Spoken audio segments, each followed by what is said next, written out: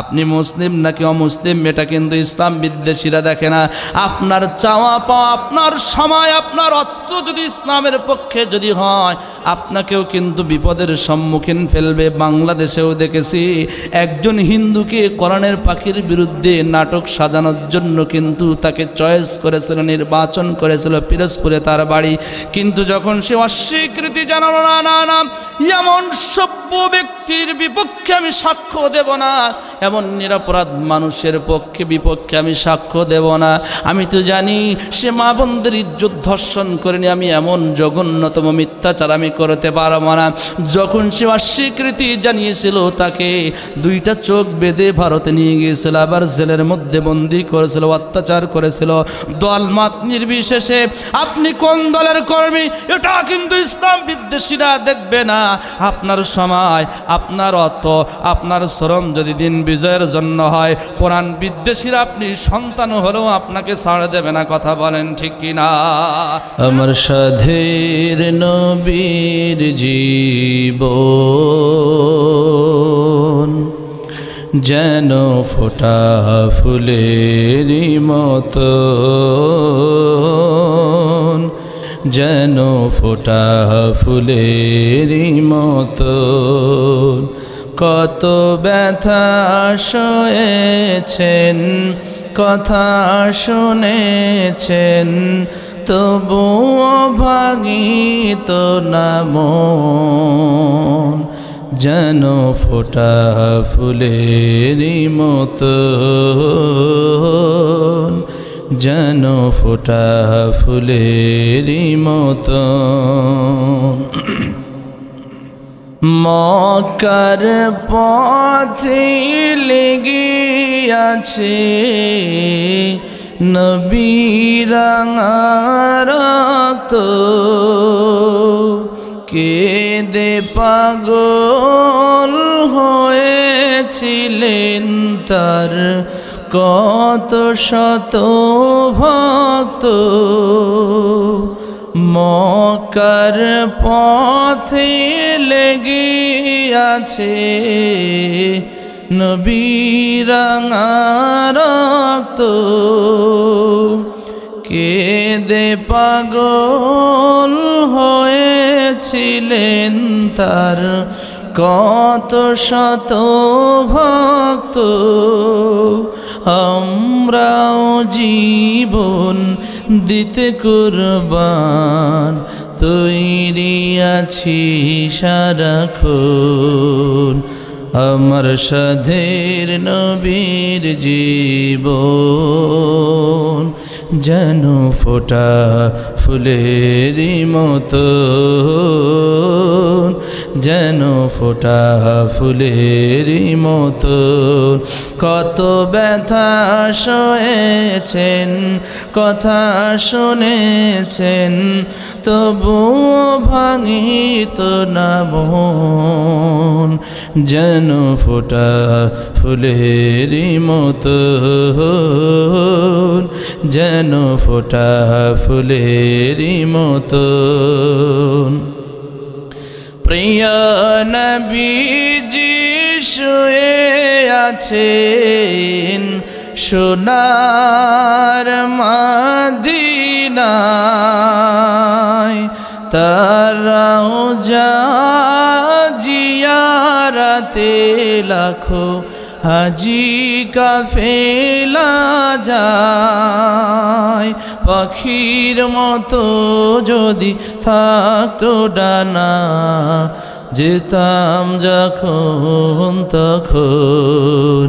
আমার সাধের নবীর জীবন যেন ফোটা ফুলেরই মতো, যেন ফোটা ফুলেরই মতন। কত ব্যথা সয়েছেন, কথা শুনেছেন, তবুও ভাঙিত না মন, যেন ফোটা ফুলেরই মতন, যেন ফোটা ফুলেরই মতো। আল্লাহ পাক রব্বুল আলামিন বলেন আলিফ লাম মিম।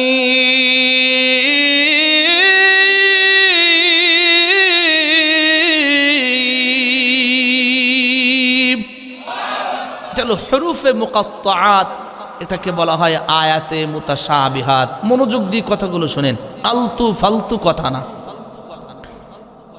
এই কোরআনের মধ্যে কিছু বিচ্ছিন্ন হরফ আয়াত আমার আল্লাহ দিয়েছেন, এর জ্ঞান কেউ কেউ বলেছেন আল্লাহ ছাড়া কেউ জানে না, অথবা আবার কেউ বলেছেন নবীকে জানিয়েছেন, নবী উম্মতদেরকে জানান নাই। যাই হোক, আমরা প্রথমটাকে সিলেক্ট করলাম। এর জ্ঞান কার নিকটে? জোরে বলেন। আজকের এত আধুনিক বিজ্ঞানের যদি এত বড় বড় মুফতি, এত বড় বড় মুহাদ্দিস, এত বড় বড় বিজ্ঞানী গবেষণা করে কি করছে, আজকে শূন্যের উপরে বিমান উঠছে, রকেট চলে যাচ্ছে মহাকাশে, কত শিক্ষা ব্যবস্থা আধুনিক হয়েছে, কিন্তু আজও পর্যন্ত আমার আল্লাহ বলছেন ওয়ামা উতিতুম মিনাল ইলমি ইল্লা কলিলা, মানুষদেরকে আমি সামান্যতম জ্ঞান দিয়েছি, এই জ্ঞানে মানুষ কত দূর পর্যন্ত চলে যাচ্ছে। আকাশ পৃথিবী থেকে সূর্যের দূরত্ব কত কোটি কত কিলোমাইল সব গণনা করে বলে দিচ্ছে, কিন্তু আল্লাহ বলছেন এই জ্ঞান দিয়েছি, এই জ্ঞান দিয়ে আজ পর্যন্ত কোনো মুফতি, কোনো মুফাসসির, কোনো মুহাদ্দিস, আমি আল্লাহ যে এই আয়াতটাকে গোপন করে দিয়েছি এর অর্থ আজও পর্যন্ত কেউ ব্যাখ্যা করে আনতে পারে নাই। একটু আওয়াজ করে বলেন আল্লাহু আকবার। এটাকে কেউ ক্যাটালগ বলেছেন, কোরআনের পাসওয়ার্ড বলেছেন। এই যে মোবাইল ব্যবহার করি না, মোবাইলে, আমার মোবাইলে আমি যে পাসওয়ার্ড দিয়েছি আমি ছাড়া কেউ কি জানে? কেউ কেউ বলেছেন এটা হলো কোরআনের পাসওয়ার্ড আমার আল্লাহ দিয়েছেন। দেখেন তুমি কত বড় জ্ঞানী হইছো, এই আয়াতের অর্থ তুমি এখনো পর্যন্ত খুঁজে পাও নাই। একটু আওয়াজ করে পড়েন সুবহানাল্লাহ। দ্বিতীয় নম্বর আয়াতে আল্লাহ রাব্বুল আলামিন বলেন হাসিবান নাসু আন ইউতরাকু আন ইয়াকুলু আমান্না وهم لا يفتنون। মানুষরা কি মনে করেছে? আইয়াকুলু, তারা বলবে আমান্না, আমরা ঈমান এনেছি, আমরা বিশ্বাস স্থাপন করেছি, ওয়াহুম লা ইফতানুন, আর ঈমান এনেছি এই কথা বললেই তাদেরকে ছেড়ে দেওয়া হবে, তাদেরকে পরীক্ষা করা হবে না। মানুষ যদি এমন চিন্তা চেতনা করে তাহলে মানুষেরা মহাভুলের মধ্যে হাবুডুবু খাচ্ছে। আল্লাহ রাব্বুল আলামিন বলেন ওয়ালাকাদ ফাতান্নাল্লাযীনা মিন ক্বাবলিহিম فَلَيَعْلَمَنَّ اللَّهُ الَّذِينَ صَدَقُوا وَلَيَعْلَمَنَّ الْكَاذِبِينَ। আর একটু মহব্বত দিয়ে পড়েন আল্লাহু আকবার। আইয়াকুলু আমান্না, ঈমান এনেছি কথা বললেই আমার আল্লাহ ছেড়ে দেবেন না। ফাতান্নাল্লাযীনা মিন ক্বাবলিহিম ফালায়া'লামান্নাল্লাহ, আমি সাইফুল্লাহ সিদ্দিক বললাম, আমি ঈমান আনলাম আল্লাহর উপরে, দ্বীন ইসলামকে আমরা মানি, নবীকে আমরা বিশ্বাস করি, নবীর উপরে আমরা ইয়াকিন এনেছি, পরকাল দিবসের প্রতি আমরা ইয়াকিন এনেছি। আমার আল্লাহ বলছেন মৌখিকভাবে স্বীকৃতি দিলে আমি তাদেরকে ছেড়ে দেব না। ও আব্দুর রহমান, ও আব্দুল কুদ্দুস, ও সাইফুল্লাহ সিদ্দিক, তোমাদেরকে ছেড়ে দেব না। কি করব? অবশ্যই অবশ্যই আমি আল্লাহ জাস্টিফাই করব। ফালায়া'লামান্নাল্লাহুল্লাযীনা সাদাকু, তুমি যে মানুষের সামনে মৌখিকভাবে স্বীকৃতি দিলে আমি কি মুসলমান না? আমরা কি মুসলমান হয়ে জন্মগ্রহণ করিনি? আমরা কি নামাজ পড়ি না? আমরা কি রোজা রাখি না? আমরা কি কোরআন তেলাওয়াত করি না? আমরা কি মাদ্রাসায় মসজিদ মাহফিলে আমরা কি দান সাদকা করি না? আমরা কি হজ করতে যাই না? তুমি যে মৌখিকভাবে বললাম যে ঈমান এনেছি, আসলে ঈমানের দাবিতে তুমি সত্যবাদী কিনা? ওয়ালা ইয়া'লামান্নাল কাযিবিন, তুমি সত্যবাদী নাকি মিথ্যাবাদী? তুমি টাউট বাটপার নাকি সত্যবাদী? এটা অবশ্যই আমি আল্লাহ জাস্টিফাই করব পরীক্ষার মাধ্যমে। এটা আওয়াজ করে বলা যায় না সুবহানাল্লাহ। আমাদের দেশে মানুষের সামনে সুন্দর সুন্দর কথা বলার মানুষের বিগত দিনে আমরা দেখেছি অভাব নাই, কিন্তু কথা আর কাজের মধ্যে মিল খুঁজে পাওয়া যায়। একটু জোরে বলেন। মাহফিলে দাঁড়িয়ে দাঁড়িয়ে বলছে হুজুরিরা যে কথা বলে এই কথাগুলো সুন্দর করে মানবেন, হুজুরিরা যে এই বক্তব্যগুলো বলে এই বক্তব্যগুলো ভালো করে শুনবেন, শুধু শুনলে হবে না, মানতে হবে। আবার আমরা দেখেছি হক কথা তার দলের বিরুদ্ধে যাওয়ার কারণে, না তার বিরুদ্ধে যাওয়ার কারণে, তার বাবার বিরুদ্ধে যাওয়ার কারণে ওই ওলামায়ে কেরামদের বিরুদ্ধে মিথ্যা মামলা দিয়ে 7 দেওয়ালের মধ্যে বন্দি করার ফোন দিয়ে এটেছিল। কথা বলেন ঠিক কিনা? তাহলে কথার কাজে কি মিল আছে?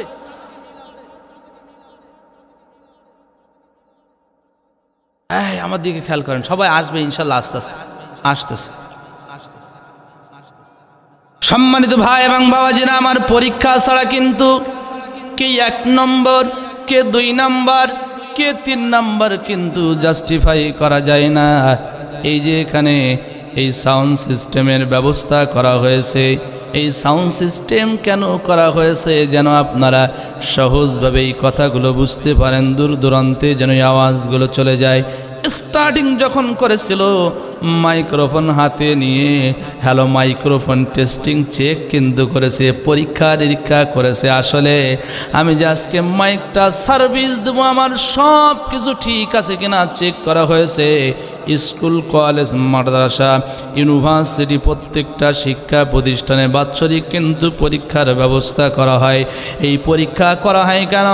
সরকার কিন্তু চিন্তা করে আমার দেশের মানুষদের রক্ত ঘামানো টাকার ট্যাক্সের বিনিময়ে এই শিক্ষক শিক্ষিকাদেরকে বেতন দেওয়া হয়। ছাত্র ছাত্রীদেরকে যে কি পড়িয়েছেন, কে ফার্স্ট বয়, কে সেকেন্ড বয়, কে ডাক্তার হবে, কে ইঞ্জিনিয়ার হবে, কে 1 নম্বরের ছাত্র, 2 নম্বরের ছাত্র, এটা কিন্তু পরীক্ষার মাধ্যমে জাস্টিফাই করা হয়। কিন্তু আমার আল্লাহ বলছেন, বান্দারে এই পৃথিবীতে কিছু মানুষ মানুষদেরকে ধোঁকা দিয়ে বোকা বানাতে চাইবে, বোকা বানাতে পারবে, কিন্তু আমি আল্লাহকে ধোঁকা দিয়ে বোকা বানাতে পারবে না। কে ধান্দাবাজ আর কে সত্যবাদী এটা অবশ্যই আমি আল্লাহ জাস্টিফাই করব পরীক্ষার মাধ্যমে। কারা খাঁটি ইমানদার পরীক্ষার মাধ্যমে আমি আল্লাহ জেনে নেব। আওয়াজ করে পড়েন সুবহানাল্লাহ। আমার আলোচনার বিষয় ইমানের অগ্নি পরীক্ষা এবং পরীক্ষার বিষয়বস্তু কি কি। স্কুলে তো এলোপাতাড়ি পরীক্ষা নেওয়া হয় না, যে সাবজেক্ট আছে যেটা নিয়ে পড়াশোনা করা হয় ওই সাবজেক্টের উপরে কিন্তু পরীক্ষা নেওয়া হয়। আপনাকে আমাকে আল্লাহ কোন সাবজেক্টের উপরে পরীক্ষা নেবেন এটা আমরা জানার চেষ্টা করব ইনশাআল্লাহ। 1 নম্বরে আমরা জানার চেষ্টা করি আসলে পরীক্ষা আছে কিনা।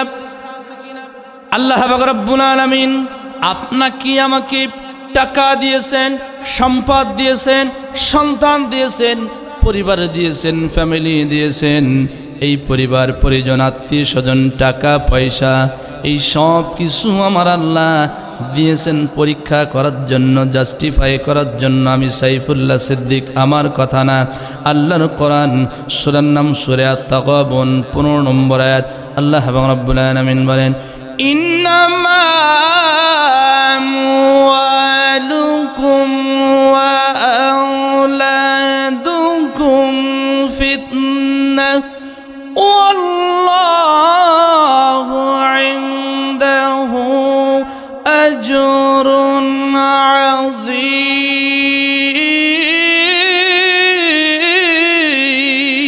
আযীম। দুটি হাত উঁচু করে বলেন আল্লাহু আকবার। ইন্নামা আমওয়ালুকুম, নিশ্চয়ই আমি আল্লাহ তোমাদের টাকা দিয়েছি, সম্পদ দিয়েছি, সোনা দিয়েছি, গহনা দিয়েছি, ইত্যাদি ইত্যাদি। সম্পদ বলতে যা কিছু বোঝায় আমি আল্লাহ তোমাদেরকে দিয়েছি। বলেন তো টাকা দেওয়ার মালিককে, সম্পদ দেওয়ার মালিককে, ক্ষমতা দেওয়ার মালিককে? সব কিছু জেনে দিতে পারেন তিনি কে? সব কিছু জেনে কেড়ে নিতে পারেন তিনি কে? বিশ্বাস কি হয়? কথা বলো না, বিশ্বাস কি হয়? সব কিছু যার কথায় ওঠে বসে, যিনি কোন বললে ফাঁকুল হয়ে যায় তিনি কে? আল্লাহ তাআলা বলছেন সম্পদ দিলাম, ওয়া আওলাদুকুম, কাউকে আমি আল্লাহ ছেলে সন্তান দিলাম, কাউকে আবার মেয়ে দিলাম, ছেলেও দিলাম মেয়েও দিলাম। আল্লাহ বলছেন এই যে টাকা পয়সা আওলাদদেরকে দিলাম জাস্টিফাই করার জন্য, ফিতনা, এগুলো ফিতনা। বান্দারে আমি আল্লাহর সম্পদ দিয়েছি পরীক্ষা করার জন্য, তুমি ইসলামের পথে ব্যয় করো নাকি গায়রুল্লাহর পথে ব্যয় করো, তাগুতের পথে ব্যয় করো, শয়তানের রাস্তায় ব্যয় করে, এটা জাস্টিফাই করার জন্য দিয়েছি। দ্বিতীয় নম্বরে সন্তান দিলাম আমি আল্লাহ, এটাও জাস্টিফাই করার জন্য। ও আমার ভাইয়েরা, ও আমার বাবাজিরা, আপনার আমার কাছে সর্বাধিক প্রিয় কিন্তু টাকা পয়সার চাইতে, সম্পদের চাইতে, আত্মীয় স্বজনের চাইতে নিজেদের জানটা কিন্তু বেশি প্রিয়। যখন কোনো শিল্পপতি অসুস্থ হয়ে যায়, যখন কোনো ধনাঢ্যবান ব্যক্তিরা অসুস্থ হয়ে যায়, যখন কোনো নেতারা অসুস্থ হয়ে যায়, টাকা পয়সার চিন্তা কিন্তু মানুষ করে না। বাবা যদি অসুস্থ হয়ে যায়, সন্তান ডাক্তারকে বলে আমার বাবা আমাকে অতি কষ্ট করে যন্ত্রণা সহ্য করে আমাকে মানুষের মতো মানুষ করেছেন, লেখাপড়া শিখিয়েছেন, টাকা পয়সার চিন্তা আপনি করবেন না, যত টাকা লাগে এত টাকা আপনাকে দেয়া হবে, কিন্তু আমার বাবা যেন সুস্থ হয়ে যায়। আবার যিনি অসুস্থ হয় তিনিও বলেন কোনো টাকার টেনশন করবেন না, যেভাবেই হোক না কেন টাকা ম্যানেজ করে দেব, কিন্তু এই রোগ থেকে যেন আমি মুক্তি পেতে পারি, পরিত্রাণ পেতে পারি। কথা বলেন ঠিক কিনা? মানুষের কাছে কিন্তু জীবনটা বেশি প্রিয়। আমরা বাস্তবতার সঙ্গে একটু উদাহরণ দিলে বুঝতে পারবেন, যখন জলোচ্ছ্বাস হয়, যখন ঝড় শুরু হয়ে যায়, মানুষ কিন্তু টাকার কথা মানুষের কিন্তু মস্তিষ্কের মধ্যে থাকে না।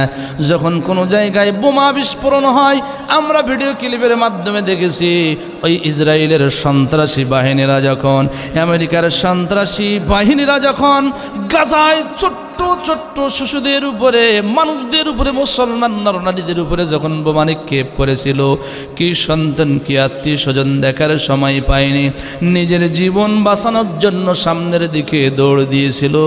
কিয়ামতের ময়দান নিয়ে আলোচনা করে দিয়েছিল।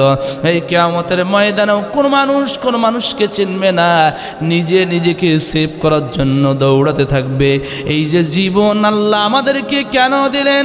67 নম্বর সূরা, সূরার নাম সূরা আল মুলক, 29 নম্বর পারার 1 নম্বর পৃষ্ঠার 2 নম্বর লাইনে বলেন, আল্লাযী খালাকাল মাউতা ওয়াল হায়াতা লিয়াবলুয়াকুম আইয়ুকুম আহসানু আমালা ওয়া হুয়াল আজিজুল গফুর। কে আপনাদের কষ্ট হচ্ছে? তাহলে জোরে আল্লাহু আকবার বলা যায় না? আল্লাযী খালাকাল মাউত, আমার আল্লাহ বলছেন আমি মৃত্যু সৃষ্টি করলাম, ওয়াল হায়াত এবং জীবন দিলাম। কেন দিলাম? লিয়াবলুয়াকুম আইয়ুকুম আহসানু আমালা, বান্দা বান্দিরা রে, তোমাদের মধ্য থেকে উত্তম কর্মের দিক দিয়ে কারা 1 নম্বর হবে আর কারা 2 নম্বর হবে, কারা কম্পিটিশন করে প্রতিযোগিতা করবে, কারা ফার্স্ট বাই হবে, সেকেন্ড বাই হবে, এটা জাস্টিফাই করার জন্য মৃত্যু এবং জীবন আমি আল্লাহ সৃষ্টি করেছি। সুবহানাল্লাহ। তাহলে পরীক্ষা নেবেন কে? কাদেরকে নেবেন? কাদেরকে? ছাত্র তো হতে হবে, যারা ছাত্র না তাদের তো পরীক্ষা হয় না। আমরা ইমানদার, এতে কি কোনো সন্দেহ আছে? কথা বলে না। আপনারা তো জানেন কথা না বললে আমার ওয়াজ হয় না। আমি তো কেবল শুরু করতেছি, এক্ষুনি যদি ঝিমায় যান তাহলে তো ওয়াজ হবে না। পরীক্ষা নেবেন কে? কাদেরকে নেবেন? মুমিনদেরকে। আমরা যে মুমিন এতে কোনো সন্দেহ আছে? দুইটা হাত উঁচু করে বলেন আমরা যে মুমিন এতে কোনো সন্দেহ আছে? তাহলে কারা খাঁটি মুমিন আর কারা খাঁটি না? সোনা কিন্তু স্বর্ণকার জাস্টিফাই করে আসলে খাঁটি সোনা নাকি নকল সোনা। খাঁটি সোনা হলে তারা কিন্তু পরীক্ষা করলে বুঝতে পারে, উপলব্ধি করতে পারে। আল্লাহ এবং রব্বুল আলামিন অবশ্যই মানুষদেরকে পরীক্ষা করবেন, কারণ মানুষের মধ্য থেকে কিছু মানুষ দ্বিমুখী আচরণ করবে। যখন যেদিকে পানি পড়বে তখন সেই দিকে ছাতা ধরবে, যখন যে দল ক্ষমতায় যাবে তখন সেই দলের কিন্তু অনুসরণ করবে, সেই দলের পেছনে দৌড়াবে। বাংলাদেশ থেকে একটু শিক্ষা গ্রহণ করেন। বিগত 16টি বছর যারা ইসলামী আন্দোলনের কর্মীদেরকে তাড়িয়েছে, মিথ্যা মামলা দিয়েছিল এবং বিরোধী দলের অনেক নেতা কর্মীদের বিরুদ্ধেও কিন্তু মিথ্যা মামলা দিয়েছিল, বাড়িতে ঘুমাতে দেয় নাই। এই দুই দলের লোক রাতের অন্ধকারে কিন্তু কনকনে ঠান্ডার মধ্যেও কিন্তু একই সাথে কিন্তু বাগানের মধ্যে বিশ্রাম করেছিল, ঘুমিয়েছিল। সেখানে কয়েলের ব্যবস্থা ছিল না, মশারির ব্যবস্থা ছিল না। ওই সময় যারা আপনার আমার নামটা থানায় টুকে দিয়েছিল, যারাই আমাদেরকে বিপদের সম্মুখীন করেছিল, 5ই আগস্টে যখন স্বৈরাচার চলে গেল, রাত না পোহাতেই ওই রাতের মধ্যেই তারা বলল, হুজুর বা ভাই, আমরা কিন্তু ওদের দলের লোক না, আমরা কিন্তু তোমাদের দলের লোক। কথা বলেন না কেন? আসে না নয়? মানে মানুষ অন্যায় করার পরে একটু অনুতপ্ত হয়, তওবা করে, তারপরে ফিরে আসে, কিন্তু না, পালিয়ে যেতে দেরি কিন্তু মুদ্রার পিঠ উল্টাতে দেরি করে। এরাই হলো সুবিধাবাদ। আল্লাহর কোরআন 2 নম্বর সূরা, সূরার নাম সূরাতুল বাকারা, হিফজুল কোরআন 1 নম্বর পারা 2 নম্বর পৃষ্ঠার প্রথম দিকে আল্লাহ রাব্বুল আলামিন বলেন, وَمِنَ النَّاسِ مَن يَقُولُ آمَنَّا بِاللَّهِ وَبِالْيَوْمِ الْآخِرِ وَمَا هُمْ بِمُؤْمِنِينَ। মানুষের মধ্যে এমন কিছু মানুষ আছে, মাইয়াকুলু, যারা বলে আমান্না বিল্লাহ, আমরা ঈমান আনলাম আল্লাহর উপরে, ওয়া বিল ইয়াউমিল আখির, আমরা ঈমান আনলাম আখিরাতের উপরে, পরকাল দিবসের উপরে, মা হুম বিমুমিনিন। আমার আল্লাহ বলছেন, বান্দারে, মানুষের মধ্যে কিছু মানুষ মৌখিকভাবে স্বীকৃতি দেবে, কিন্তু প্রকৃতপক্ষে কিন্তু তারা ঈমানদার না, কারণ তারা তোমাদের কাছ থেকে তাদের অন্তরের কথাগুলো গোপন রাখতে পারে, কিন্তু আমি আল্লাহর কাছ থেকে গোপন রাখতে পারে না। এই পৃথিবীতে মুনাফিক হয় তারা, দ্বিমুখী আচরণ করে যারা, তাদের অন্তরে একরকম কথা থেকে বাইরে আর এক রকম কথা থাকে।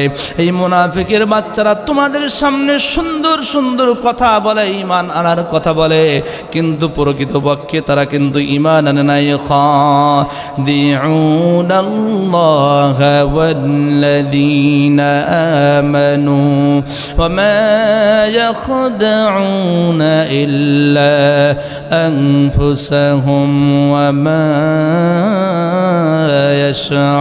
ইয়াশউরুন। একটু আওয়াজ করে বলা যায় না আল্লাহু আকবার?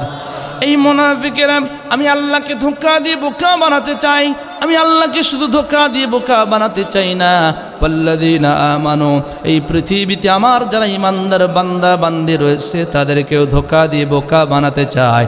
আমি আল্লাহকে ধোঁকা দিয়ে বোকা বানাতে পারে না, আমার ঈমানদার বান্দা বান্দিদেরকে ধোঁকা দিয়ে বোকা বানাতে পারে না, বরংস আমার ঈমানদার বান্দা বান্দিদেরকে যেই ফাঁদ তৈরি করে বিপদ আপদের মধ্যে নিপতিত করার জন্য যেই গর্ত তারা খোঁড়ে, ওই গর্তের মধ্যে মাঝে মাঝে তারা পড়ে যায়, কিন্তু তারা সেটা উপলব্ধি করতে পারে না। কথা বলেন ঠিক কিনা? বিগত দিনে আমরা দেখেছি বাংলাদেশে ওলামায়ে কেরামদেরকে জাতির কাছে কালারিং করার জন্য, জাতির কাছে প্রশ্নবিদ্ধ করানোর জন্য একটা আইন খোলা হয়েছে রাষ্ট্রীয়ভাবে, আন্তর্জাতিকভাবে, আন্তর্জাতিক ট্রাইব্যুনাল।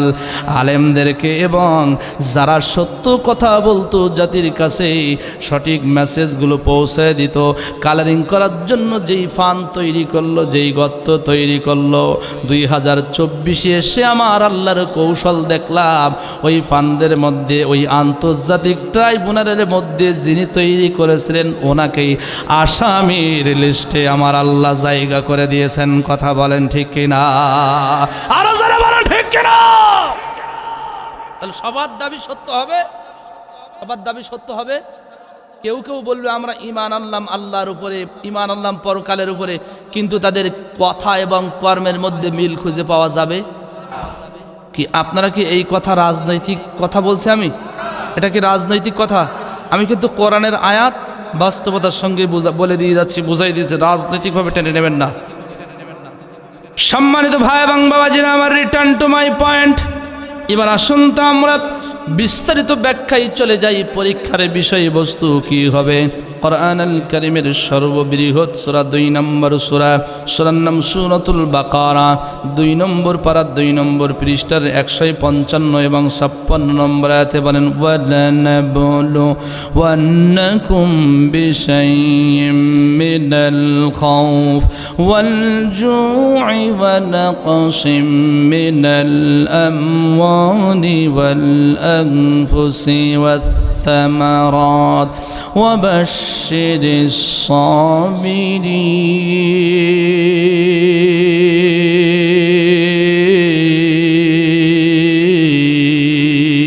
আল্লাহু আকবার। ওয়ালানাবুলুয়ান্নাকুম, আমার আল্লাহ বলছেন অবশ্যই অবশ্যই তোমাদেরকে পরীক্ষা নেওয়া হবে। কি দিয়ে আমি আল্লাহ পরীক্ষা নেব? এক নম্বরে বিষয় মিনাল খাউফ, ভয়ের মাধ্যমে আমি আল্লাহ পরীক্ষা নেব। বলেন তো ইতিপূর্বে ভয় ছিল কি ছিল না? একটু কথা বলে না। এই 5ই আগস্টের পূর্বেও আমার সাতক্ষীরা জেলায় মানুষেরা ঘুমাতে পারত না। যাই হোক, আমি কোরআন হাদিস দিয়ে একটু দৃষ্টান্ত দেই। এই ভয়টা কেমন হতে পারে? আল্লাহর কোরআন সাক্ষ্য দিচ্ছে। সূরার নাম সূরা ইব্রাহিম। আমার আল্লাহ রাব্বুল আলামিন 13 নম্বর পারার মধ্যে বলছেন, এই পৃথিবীতে যুগে যুগে পথবলা জাতিদেরকে সঠিক পথের সন্ধান দেওয়ার জন্য নবী আলাইহিমুস সালাতু ওয়াস সালামদেরকে আমি আল্লাহ পাঠিয়েছিলাম। এই নবীরা বিভিন্ন ভয়ের কিন্তু সম্মুখীন হয়েছিল। নবীদেরকে থ্রেট দেওয়া হয়েছিল, ভয় দেখানো হয়েছিল। এক নম্বরে ভয় দেখানো হয়েছিল, ও আল্লাহর পয়গম্বরেরা, তোমরা সঠিক বক্তব্য দেওয়া থেকে নিজেদেরকে নিবৃত করো, না হলে কিন্তু এই দেশ থেকে তোমাদেরকে বিতাড়িত করা হবে, এই দেশের নাগরিকত্ব ক্যান্সেল করে দেওয়া হবে। একটু জোরে বলেন সুবহানাল্লাহ। মাশাআল্লাহ, সুরটা তো সব ওলটপালট হয়ে গেল।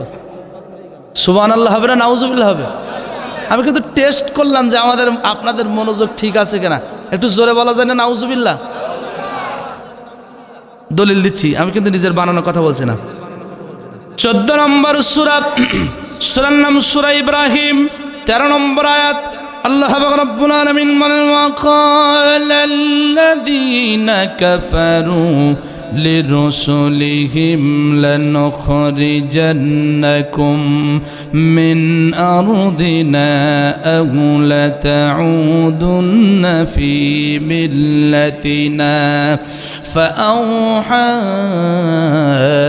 إليهم ربهم لنهلكن الظالمين।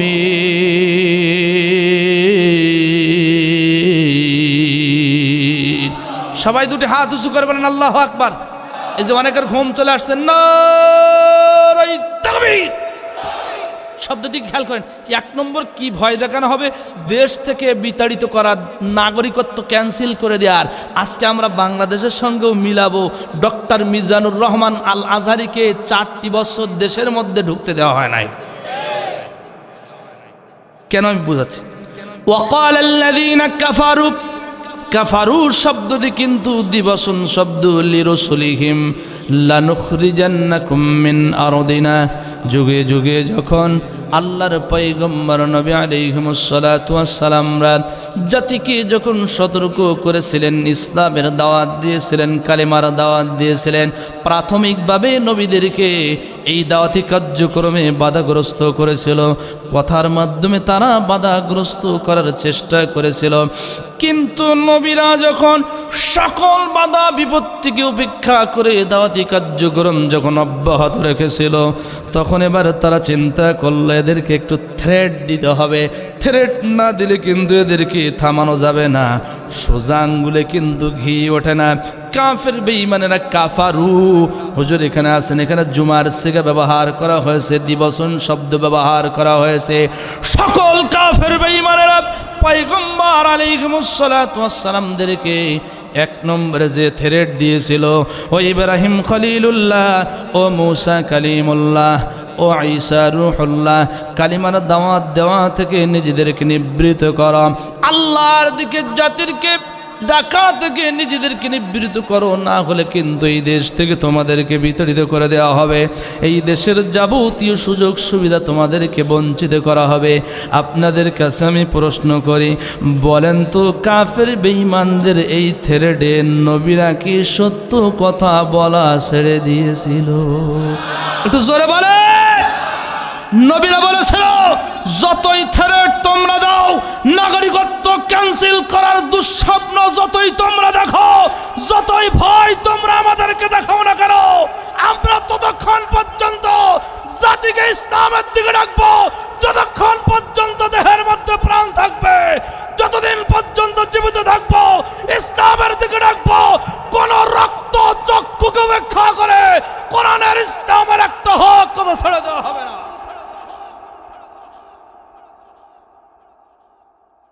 বাইরে কেন, ভিতরে আসে? কি আপনারা কষ্ট পাচ্ছেন? বানিয়ে বানিয়ে বললাম। কত নম্বর সূরা? 14 নম্বর সূরা। কত নম্বর? কত নম্বর আয়াত? 13 নম্বর সূরার নাম কি? সূরা ইব্রাহিম। যদি একটু সন্দেহ লাগে না, সাইফুল্লাহ সিদ্দিক মনে হয় বানিয়ে বানিয়ে বলতেছে, একটু নোট করে নেন। খাতা কলম নাই, মোবাইলে একটু মেসেজে নোট করে নেন, বাড়িতে গিয়ে মিলাই দেখবেন যে আসলে ঠিক কিনা। সম্মানিত ভাই এবং বাবাজিরা আমার, হযরত শুআয়ব আলাইহিস সালাতু ওয়াস সালামকে দেশ থেকে বিতাড়িত করার জন্য কিন্তু হুমকি দেওয়া হয়েছিল। আল্লাহর কোরআন সূরার নাম সূরা আল আরাফ ৮ অর্থাৎ ৮৮ নম্বর আয়াত।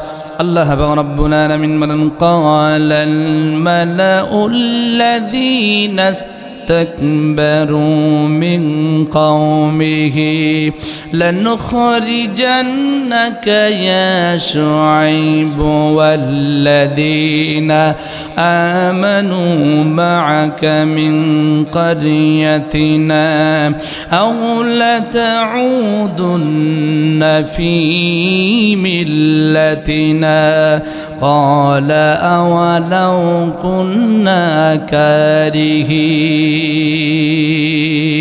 আওয়াজ করে পড়েন আল্লাহু আকবার।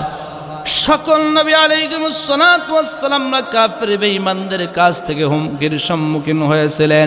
আপনার আমার কলিজার টুকরা নবী নবিয়ুনা মুহাম্মদুর রাসূলুল্লাহ সাল্লাল্লাহু আলাইহি ওয়াসাল্লামকেও দেশ থেকে বিতাড়িত করার জন্য ষড়যন্ত্র করেছিল।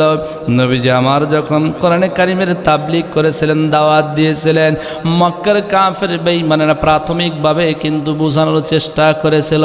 টাকার অফার দিয়েছিল, ক্ষমতার অফার দিয়েছিল, বাণীর অফার দিয়েছিল, গাড়ির অফার দিয়েছিল। মোহাম্মদ তুমি কি চাও বলো, তোমাকে তাই দেওয়া হবে, বিনিময়ে তুমি কালিমার দাওয়াত দেওয়া থেকে নিজেকে নিবৃত্ত করো, এই কোরআনের আন্দোলন থেকে তুমি নিজেকে দূরে সরিয়ে নাও।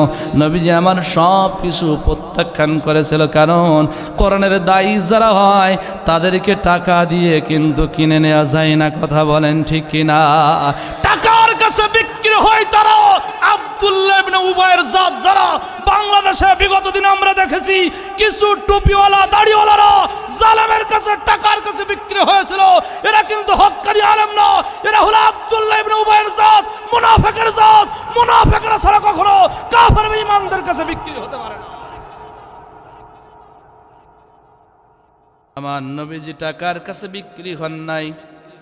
আবু তালিবের কাছে বারবার গিয়েছিল, তোমার ভাতিজাকে সতর্ক করো, ভাতিজাকে থামাও। তারপরেও নবীজি যখন থামলেন না, জুলুম নির্যাতন শুরু হলো, অত্যাচার শুরু হয়ে গেল। আমার নবীজিকে জেলের মধ্যেও বন্দি করলো 3.5 বৎসর। শাবে আবু তালিবের মধ্যে বন্দি করা হলো। আজকে আয়না ঘরের ভিতরেও তো একবেলা খাইতে দিলেও দেয়া হয়, কিন্তু আমার নবীজি বা সাহাবায়ে কেরাম রিদওয়ানুল্লাহি তাআলা আলাইহিম আজমাইনদেরকে যেই গুহার মধ্যে বন্দি করা হয়েছিল, রাষ্ট্রীয়ভাবে আইন কার্যকর করা হয়েছিল, এই মুসলমানদেরকে, মুহাম্মাদের সৈন্যদেরকে কেউ টাকা দিয়ে সহযোগিতা করবে না, খাবার দিয়ে সহযোগিতা করবে না, বুদ্ধি দিয়ে সহযোগিতা করবে না। যারাই সহযোগিতা করবে তাদেরকেও কিন্তু বন্দি করা হবে। বাস্তব প্রমাণ নেন, আমার নবীর আপন চাচা আবু তালিব, সে কিন্তু কালিমা পড়ে ইসলাম ধর্ম কবুল করেনি, কিন্তু ওই জেলের মধ্যেও কিন্তু আবু তালিব বন্দি ছিল। আবু তালিব এত বড় পাওয়ারফুল লিডার হওয়ার পরেও তাকেও কিন্তু ছাড় দেয়নি, জেলের মধ্যে বন্দি করার কারণ হলো আপনি মুসলিম নাকি অমুসলিম এটা কিন্তু ইসলাম বিদ্বেষীরা দেখে না। আপনার চাওয়া পাওয়া, আপনার সময়, আপনার অস্ত্র যদি ইসলামের পক্ষে যদি হয়, আপনাকেও কিন্তু বিপদের সম্মুখীন ফেলবে। বাংলাদেশেও দেখেছি একজন হিন্দুকে কোরআনের পাখির বিরুদ্ধে নাটক সাজানোর জন্য কিন্তু তাকে চয়েস করেছিল, নির্বাচন করেছিল, পিরোজপুরে তার বাড়ি। কিন্তু যখন সে অস্বীকৃতি জানালো, না না না, এমন সভ্য ব্যক্তির বিপক্ষে আমি সাক্ষ্য দেব না, এমন নিরপরাধ মানুষের পক্ষে বিপক্ষে আমি সাক্ষ্য দেব না। আমি তো জানি সে মা বোনদের ইজ্জত ধর্ষণ করেনি, আমি এমন জঘন্যতম মিথ্যাচার আমি করতে পারবো না। যখন সে অস্বীকৃতি জানিয়েছিল তাকে দুইটা চোখ বেঁধে ভারতে নিয়ে গিয়েছিল, আবার জেলের মধ্যে বন্দি করেছিল, অত্যাচার করেছিল। দল মত নির্বিশেষে আপনি কোন দলের কর্মী এটা কিন্তু ইসলাম বিদ্বেষীরা দেখবে না। আপনার সময়, আপনার অর্থ, আপনার শ্রম যদি দিন বিজয়ের জন্য হয়, কোরআন বিদ্বেষীরা আপনি সন্তান হলেও আপনাকে ছাড় দেবে না। কথা বলেন ঠিক কিনা? আমি আস্তে আস্তে আগস্ট ইব্রাহিম নবীকেও তার পিতা ছাড় দেয়নি, কিন্তু আমি পর্যায়ক্রমে বলছি। আল্লাহ নবীর বিরুদ্ধে এবার রাষ্ট্রীয়ভাবে আইন প্রণয়নের চিন্তা করল। বাংলাদেশে হুজুরদেরকে বোঝানোর চেষ্টা করল। যখন কোনো কাজ হলো না, রাষ্ট্রীয়ভাবে আইন তৈরি করল। মক্কার পার্লামেন্ট, যেই পার্লামেন্টে আইন পাশ হতো, এই পার্লামেন্টের নাম ছিল দারুন নাদওয়া। ঘটনা বলা আমার উদ্দেশ্য না, কথাই কথা আসছে। আমার নবীকেও দেশ থেকে বিতাড়িত করার যে স্বপ্ন দেখা হয়েছিল, আইন পাশ করা হয়েছিল, শুধুমাত্র এটা বোঝানোর জন্য আমি এই কথাটা নিয়ে আসছি। আল্লাহর পয়গম্বরের বিরুদ্ধে মক্কার প্রধানমন্ত্রী ছিল আবু জাহাল। সে বলল আগামীকাল সকালবেলা মক্কার পার্লামেন্ট দারুন নাদওয়ায় আব্দুল্লাহর বেটা মুহাম্মদুর রাসূলুল্লাহর বিরুদ্ধে আইন পাশ করা হবে। সে কালিমার দাওয়াত দেওয়া থেকে নিজেকে নিবৃত্ত করে না, কোরআনের তাবলীগ সে পর্যায়ক্রমে করেই যাচ্ছে। আমরা যে থ্রেট দিলাম, আমরা যে হুমকি দিলাম, কোনো কিছুই সে মানতেছে না। এবার রাষ্ট্রীয়ভাবে আইন প্রণয়ন করতে হবে। এই রাষ্ট্রীয়ভাবে আইন প্রণয়ন করতে গেলে পার্লামেন্টের সকল সদস্যদেরকে হাজিরা দিতে হবে। আগামীকাল সকালবেলা মক্কার পার্লামেন্ট দারুন নাদওয়ায় মুহাম্মাদের বিরুদ্ধে আইন পাশ করা হবে। সকাল যখন হয়ে গেল, মক্কার পার্লামেন্টের সব সদস্যরা মক্কার পার্লামেন্টে উপস্থিত হলো। পার্লামেন্টের কার্যক্রম শুরু হবে। হঠাৎ করে বিশাল বড় এক পাগড়িওয়ালা, জুব্বাওয়ালা এক ব্যক্তি মুরব্বী এসে মক্কার পার্লামেন্টের দরজায় দাঁড়িয়ে আছে। আবু জেহেল লক্ষ্য করে দেখে মাথায় টুপি আছে, পরনে জুব্বা আছে, গালে দাড়ি আছে। চিন্তা করে এত হুজুর হুজুর ভাব দেখা যায়, এ মোহাম্মদের আলামত এর মধ্যে দেখা যায়, মোহাম্মদের রীতিনীতি তো এর মধ্যে বিদ্যমান রয়েছে। ও মনে মনে ভাবে মনে হয় মুসলমান। চোখটা বড় হয়ে গেছে।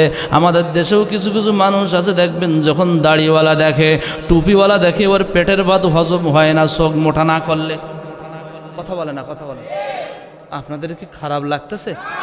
আলোচনা শেষ করব। আবু জেহেলের চোখ দুটো মোটা মোটা হলো, এ তো মুহাম্মাদের উম্মত মনে হয়। হ্যাঁ মুরব্বী, আপনি কি মনে মনে ভাবে আজকে যে আমরা এই মক্কার পার্লামেন্টে মুহাম্মদ বিন আবদুল্লাহর বিরুদ্ধে আইন পাশ করব, এটা তো আমরা সদস্যরা কেউ কিন্তু অবগত না। এই মুরব্বী কিভাবে জানল? আরে কে, আমরা তো চিনলাম না। মুরব্বী আপনার পরিচয়কে একটু পরিচয়টা তুলে ধরবেন, জাতির কাছে আমরা একটু জানতে চাই। মানবরূপী ওই মুরব্বী দুনিয়ার কোনো মানুষ ছিল না, ও ছিল ইবলিস শয়তান।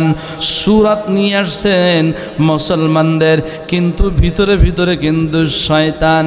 ও বলল আমি সুদূর নজর থেকে এসেছি, তোমরা আমাকে কিভাবে চিনবে? আমি শুনলাম আজকের মক্কার পার্লামেন্টে মুহাম্মদ বিন আবদুল্লাহর বিরুদ্ধে তোমরা নাকি আজকে আইন পাশ করবে। আমি কিছু সৎ উপদেশ দেওয়ার জন্য এখানে এসেছি। এবার আবু জাহেলের চোখ দুটো ছোট ছোট হয়ে গেল। মনে মনে বলল আচ্ছা, আপনি তাহলে আমাদের দলের লোক, আসেন আসেন, বসেন বসেন, আসন গ্রহণ করেন। আজকে 1450 বছর পরে এসেও আমরা দেখলাম ওই সময়ে লেবাস ধরে শয়তান নবীর বিপক্ষে, কোরআনের বিপক্ষে, ইসলামের বিপক্ষে কিন্তু বুদ্ধি দিয়ে, সময় দিয়ে, ফতোয়া দিয়ে সহযোগিতা করেছিল। আজকেও এই শয়তানের উম্মত যারা, শয়তানের উত্তরসূরি যারা দাড়িওয়ালা টুপিওয়ালারা আছে, আজকেও কিন্তু জালেমদের পক্ষে কোরআন হাদিসে যেটা নাই এটা বলে বলে দিচ্ছে, এটা কিন্তু কোরআন হাদিসে আছে। অর্থাৎ ইসলামের গলায় কিন্তু কিছু দাড়িওয়ালা টুপিওয়ালারা কিন্তু চাকু চালাচ্ছে। কথা বলেন ঠিক কিনা? এই বাংলাদেশে দাড়িওয়ালারা টুপিওয়ালারা মার খাওয়ার পেছনে এই কিছু কিছু স্বার্থন্বেষী মুনাফিক মার্কা দাড়িওয়ালারা দায়ী। মানবরূপী ইবলিস আসন গ্রহণ করলেন। মক্কার পার্লামেন্টের প্রধান আবু জেহেল বলল মুহাম্মাদের বিরুদ্ধে কার কি প্রস্তাব আছে একটু পেশ করো আল্লাহর কোরআন। আমি সাইফুল্লাহ সিদ্দিক আমার কথা না, আল্লাহর কোরআন সূরার নাম সূরা আনফাল 30 নম্বর আয়াত 9 নম্বর পারা 19 নম্বর পৃষ্ঠার শেষের দিকে আল্লাহ রাব্বুল আলামিন বলেন ওয়া ইয ইয়ামকুরু বিকাল্লাযীনা কাফারু লিয়ুথবিতুকা আও ইয়াকতুলুকা আও ইখরিজুক ওয়া ইয়ামকুরুনা ওয়া ইয়ামকুরুল্লাহ ওয়াল্লাহু খায়রুল মাকিরিন।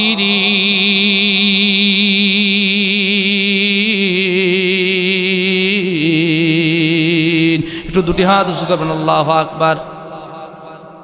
আপনারা বিরক্ত হয়ে যাচ্ছেন, আমি যেটা বুঝতেছি। কষ্ট হচ্ছে আপনাদের? রাত কি খুব বেশি হয়ে গেছে? রাত এখন 11টা বাজেনি, 11:15 বাজে। আপনাদের ঘুম চলে আসছে। কোরআনের আলোচনা শুনতে কি খারাপ লাগে? শয়তান কিন্তু ডিস্টার্ব করবে, কিন্তু শয়তানকে আমরা পাত্তা দেব? শয়তান কিন্তু আবার দুই প্রকার, মিনাল জিন্নাতি, মানুষ শয়তান আর জিন শয়তান। জিন শয়তানের চাইতে কিন্তু মানুষ শয়তান মারাত্মক। আমি হাদিস বলছি, পরে একটা দৃষ্টান্ত দিলে বুঝবেন।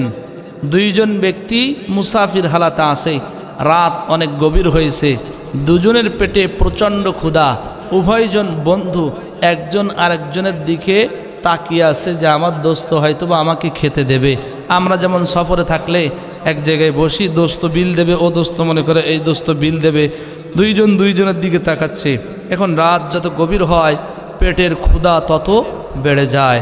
একজন বলছে যে আমরা উভয়ের দিকে তো অনেক তাকাতাকি করলাম, তাকাতাকির দিন শেষ, খাবার সময় বিসমিল্লাহ বলে পকেটে হাত দিয়ে দেখো কার পকেটে কি আছে। একজন পকেটে হাত দিয়ে দেখলো একজনের পকেটে আছে 5 টাকা, আর একজন হাত দিয়ে দেখলো তার পকেটে আছে 3 টাকা। আমার সাতক্ষীরা জেলায় 5 আর 3 8 হয়, আপনাদের নড়াইলে কত হয়? 8ই হয়, বেশি হয় না?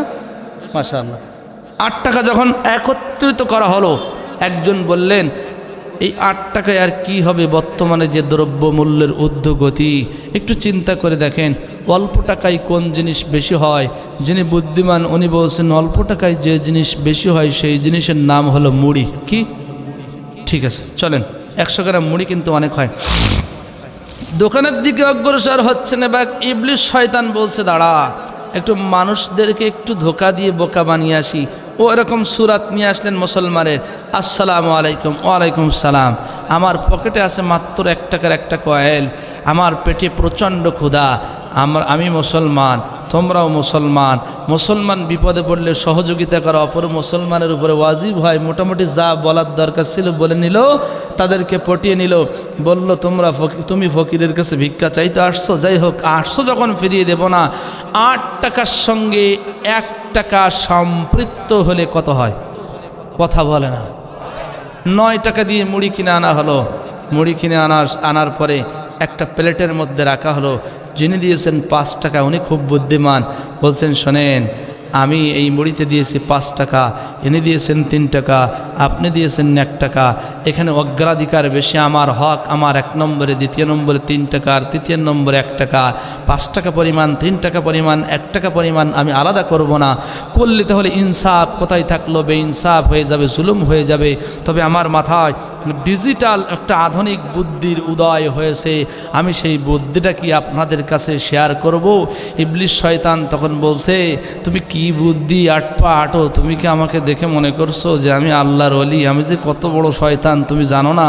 তোমার বুদ্ধির পিন্ডি চটকি কুলখানি করে তারপর আমি এখান থেকে বাড়িতে যাব।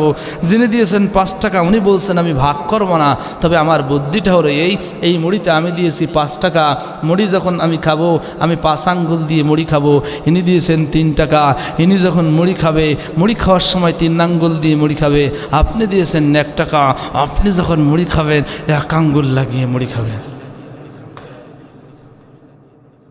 হুজুর 1 আঙ্গুল দিয়ে মুড়ি খাওয়া যাবে? কথা বলেন। একটু পায়েস টায়েস হলে না হয় একটু খাওয়া যায়, কিন্তু 1 আঙ্গুল দিয়ে মুড়ি খাওয়া যায়? তখন শয়তান মাথায় হাত দিচ্ছে আর বলছে আল্লাহ রে আল্লাহ, আমি আর কি শয়তান, আমি আর কি বুদ্ধি নিয়ে রাখি, আমার চাইতে বড় শয়তান তো এখানে বসে আছে। এবার আপনি হাদিস নেন, আপনাদের মসজিদ থেকে আজান দেয় আল্লাহু আকবার, আল্লাহু আকবার, আল্লাহু আকবার,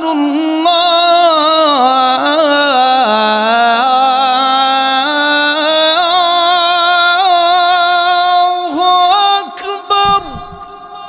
আমার সাতক্ষীরা জেলার কুকুরগুলো অভদ্র, তারা ঘেউ ঘেউ করে। আপনাদের এলাকায় কি করে? ও তাহলে আপনাদের এলাকার কুকুরগুলো অভদ্র? মাশাআল্লাহ। কেন ঘেউ ঘেউ করে? হাদিসের মধ্যে আসছে, হুজুর ভুল হলে লোকমা দেবেন, যেখানে আল্লাহর নাম স্মরণ করা হয় অথবা আল্লাহর নাম নেওয়া হয় ওই জায়গায় জিন শয়তান ইবলিশ শয়তান থাকতে পারে না, ওর গায়ে আলা জ্বালা শুরু হয়ে যায়, ওই এলাকা ছেড়ে বায়ু ছাড়তে ছাড়তে পালায়। কিন্তু বাংলাদেশে এত পরিমাণ মসজিদ, যখন জোহরের আজান শুরু হয় শয়তান যখন ডান দিকে যায় ডান দিকে আল্লাহু আকবার, শয়তান যখন বাম দিকে যায় বাম দিকেও আল্লাহু আকবার, শয়তান যখন সামনে যায় সেখানেও আল্লাহু আকবার, শয়তান যখন পেছনে যায় সেখানেও আল্লাহু আকবার। ও পালানোর জায়গা খুঁজে পায় না, কুকুর অপবিত্র ওর কাছে যায়, তখন কুকুর ঘেউ ঘেউ ঘেউ ঘেউ করে। তাহলে আমরা বুঝলাম আল্লাহর নাম নিলে জিন শয়তান ইবলিশ শয়তান ওই এলাকা ছেড়ে কি ছাড়তে ছাড়তে পালায়? কথা বলে না, বায়ু ছাড়তে ছাড়তে পালায়। ইবলিশ শয়তান জিন শয়তান, কিন্তু মানুষ শয়তান তাড়ানোর দোয়া নাই। এখানে কোরআন থেকে আলোচনা করলে জিন শয়তান, কোরআন কিন্তু জিকির আফদালুজ জিকরি বিতিলাওয়াতিল কোরআন, সর্বশ্রেষ্ঠ জিকির হলো কোরআন তেলাওয়াত। কোরআন থেকে যখন তাফসির করা হবে জিন শয়তান এই এলাকা ছেড়ে পালাবে, মানুষ শয়তান পালায় না। এজন্য আমরা বিগত দিনে দেখেছি কোরআন থেকে হক কথা বলার কারণে কোরআন বিদ্বেষী যারা ছিল, মানবরূপী শয়তান যারা ছিল, বক্তব্যের বিরুদ্ধে কাউন্ট দিয়েছিল। শুধু কাউন্ট দেয় নাই, ওলামা ইকরামদের গায়ে পর্যন্ত হাত উঠিয়েছিল, ওলামা ইকরামদেরকে অপমান করেছিল, অপদস্থ করেছিল। অর্থাৎ আমরা বুঝলাম মানুষ শয়তানের চাই জিন শয়তানের চাইতে কিন্তু মানুষ শয়তান হলো মারাত্মক শয়তান। কথা বলেন ঠিক কিনা? সম্মানিত ভাই এবং বাবাজিরা, আমার return to my point. Abu Jahl বলল মুহাম্মদ বিন আবদুল্লাহর বিরুদ্ধে কি প্রস্তাব পেশ করা যায়? আর রাহিকুল মাখতুম খুলে দেখেন, তাফসীর ইবনে কাসির খুলে দেখেন, আহসানুল বয়ান খুলে দেখেন, ফাতহুল মাজিদ খুলে দেখেন, তাফসীর জালালাইন শরীফ খুলে দেখেন। আল্লাহর নবীর বিরুদ্ধে এবার একজন জাহান্নামের নরকিট যার নাম হলো আবুল আসওয়াদ, সে বলল মোহাম্মদ বর্তমানে এই মক্কা নগরীতে বসবাস করে, এই মক্কার বাসিন্দা মোহাম্মদকে মক্কা নগরী থেকে আমরা বিতাড়িত করে দেই, তাড়িয়ে দেই, এই মক্কার নাগরিকত্ব তার ক্যান্সেল করে দেয়। আমি কিন্তু বোঝাচ্ছি, এক নম্বরে আমার আল্লাহ যে পরীক্ষা নেবেন, পরীক্ষার বিষয়বস্তু হচ্ছে ভয়। ভয়ের মাধ্যমে পরীক্ষা নেবেন। এই ভয় কি জিনিস? নবী আলাইহিমুসসালাতু ওয়াসসালামরা কাফের বেঈমানদের কাছ থেকে ভয় পেয়েছিলেন। ভয়ের মাধ্যমে আমার আল্লাহ পরীক্ষা নিয়েছিলেন, থ্রেট দিয়েছিলেন। এক নম্বরে থ্রেট দিয়েছিলেন দেশ থেকে বিতাড়িত করার। আবুল আসওয়াদ বলল মোহাম্মদকে মক্কা নগরী থেকে আমরা তাড়িয়ে দিই, মোহাম্মদ কাদের সঙ্গে ওঠা বসা করবে, কাদের সঙ্গে খাবে দাবে, আমরা এর কোনো খোঁজ খবর নেব না। মোহাম্মদ যদি মক্কা থেকে চলে যায় আর আমরা এই কালিমার দাওয়াত দেওয়া নেওয়া নিয়ে আমরা চিন্তা ফিকির করব না। আমাদের যত আত্মীয় স্বজনরা বিক্ষিপ্তভাবে বিভিন্ন জায়গায় ছড়িয়ে ছড়িয়ে আছে, তাদেরকে যেভাবেই হোক না কেন বুঝিয়ে শুনিয়ে নিয়ে আসবো। মোহাম্মদ যদি মক্কায় না থাকে এই কালিমার আওয়াজ চিরতরে বন্ধ হয়ে যাবে। মানবরূপী আবার ইবলিস বলছেন, দরবেশ বলছেন, আবুল আসওয়াদ তুমি মনে কষ্ট পেও না, তোমার প্রস্তাবের পক্ষে আমি সমর্থন দিতে পারলাম না। আবুল আসওয়াদ বললাম কেন মুরব্বী আপনি আমার প্রস্তাবের পক্ষে সমর্থন দিতে পারলেন না? মানবরূপী ইবলিস বলছেন শোনো শোনো, বহির্বিশ্বে অনেক জায়গায় মুসলমানরা ছড়িয়ে আছে, ওই মদিনায় আউস এবং খাজরাজ গোত্রের মধ্যে অনেক মুসলমান নরনারী আছে। মোহাম্মদকে যদি তোমরা এখান থেকে বিতাড়িত করে দাও, মোহাম্মদকে তোমরা কি লক্ষ্য করেনি যখন মক্কা নগরীতে এসেছিল একজনও কিন্তু কালিমা পড়ে মুসলমান হয়নি? কথার মাধ্যমে, সুন্দর ব্যবহারের মাধ্যমে, উত্তম আদর্শের মাধ্যমে মুসলমান মুসলমান বানাতে বানাতে আজকে অধিক সংখ্যক হয়ে গিয়েছে। মুহাম্মদ যে জায়গায় যাবে সেই জায়গায় অমুসলিম থেকে মানুষদেরকে কালিমা পড়িয়ে মুসলমান বানাবে। মুসলমান বানাতে বানাতে এক পর্যায়ে এমন পর্যায়ে চলে যাবে, তার দল যখন ভারী হয়ে যাবে এই মক্কা নগরীতে এসে তোমাদেরকে নির্মূল করে দেবে। অতএব এই প্রস্তাব মানা যাবে না। এবার আবু জাহাল বলল, আর কার কি প্রস্তাব আছে পেশ করো। একজন বলল, মুহাম্মাদের 2 হাতে শিকল পরানো হোক, মুহাম্মাদের গলার মধ্যে শিকল পরানো হোক, মুহাম্মাদের পায়ের মধ্যে শিকল পরানো হোক এবং একটা ঘরের মধ্যে বন্দী করা হোক। বন্দি করে রাখা হবে, মুহাম্মদকে খেতে দেওয়া হবে না, মুহাম্মাদের আত্মীয় স্বজনদেরকে তার সঙ্গে দেখা করতে দেওয়া হবে না। বলেন তো 1450 বছর পরে এসে এমন একটি ঘরের সন্ধান পাওয়া গেছে কি যায় না? আয়না ঘরের সন্ধান আমরা পেলাম যেখানে কোনো আত্মীয় স্বজন দেখা করতে দেওয়া হতো না, খাদ্য দেওয়া হতো কি হতো না সেটাও আমরা সন্ধান নিতে পারে নাই। 1450 বছর পূর্বে ইবলিসের উত্তরসূরিরাও এমন একটি ঘরের মধ্যে আমার নবীজিকে বন্দী করার দুঃস্বপ্ন দেখেছিল। কথা বলেন ঠিক কিনা? আজকের দিনেও এই ঘর যারা তৈরি করেছে এবং মাজলুমদেরকে যারা বন্দী করেছে এরাও হলো আবু লাহাব, আবু জাহেলের উত্তরসূরি ব্যতীত কিছুই হতে পারে না। কষ্ট পেলেন? নিলে গেলে আমি কি করব? আমি তো কারোর নাম ধরে বলি না, এখন কারোর গায়ে লাগলে আমার কিছু করার নাই। ও অন্যায়কে তো ও অন্যায় বলতে হবে, এটা আমার নৈতিক দায়িত্ব। আমার হাতে মনে করেন আছে এটা টিস্যু। এখন আপনি যদি আমার কাছে জিজ্ঞাসা করেন হুজুর এটা কি, আমি যদি বলি কলম, আবার জিজ্ঞাসা করবেন মনে মনে ভাববেন হুজুর মনে হয় শুনতে পাই নাই।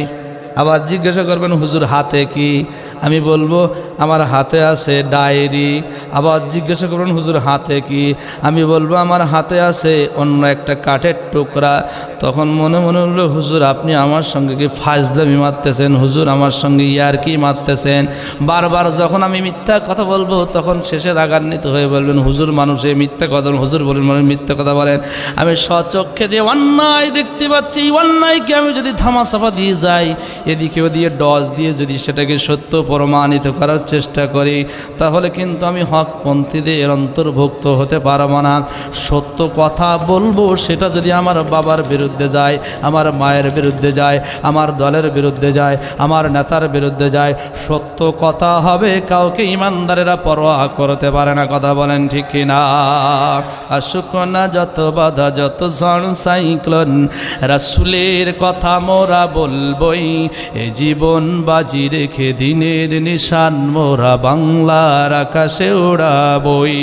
আসুক না যত বাধা যত ঝড় সাইক্লোন, কোরআনের কথা মোরা বলবই, এ জীবন বাজি রেখে দিনের নিশান মোরা পৃথিবীর আকাশে উড়াবই।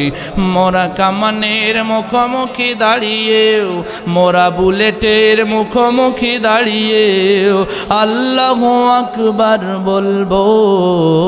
আসুক না যত বাধা যত ঝড় সাইক্লোন, রাসূলের পথে মোরা চলবই, এ জীবন বাজি রেখে দিনের নিশান মোরা বাংলার আকাশে উড়াবই।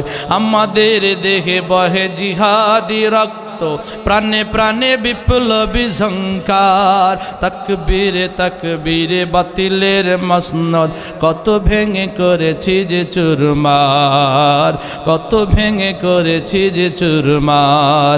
এই শিরব নত আল্লাহর জন্য নয় কোন তাগুতের কাছে, শহীদি কাফেলা যাবে জানি একদিন মাকসুদে মঞ্জিলে পৌঁছে, মাকসুদে মঞ্জিলে পৌঁছে।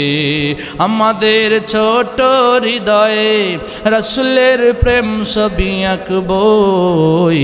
আসুক না যত বাধা যত ঝড় সাইক্লোন, রাসূলের কথা মোরা বলবই, কোরআনের কথা মোরা বলবই, এ জীবন বাজি রেখে দিনের নিশান মোরা বাংলার আকাশে উড়াবই। জোরে বলেন আল্লাহুম্মা আমিন। 5ই আগস্ট আন্দোলন হয়েছিল স্বৈরাচার বিতাড়িত করার, কিন্তু আগামীতে একটি আন্দোলন হবে, একটি বিপ্লব হবে। এই বিপ্লব কোন দলকে ক্ষমতার চেয়ারে বসার জন্য না, ইমাম মাহদী আলাইহিস সালাতু ওয়াস সালামের বিপ্লব হবে। এই বিপ্লব হবে সমাজ থেকে জিনা, ব্যভিচার, অন্যায়, অপকর্ম বিতাড়িত করার বিপ্লব।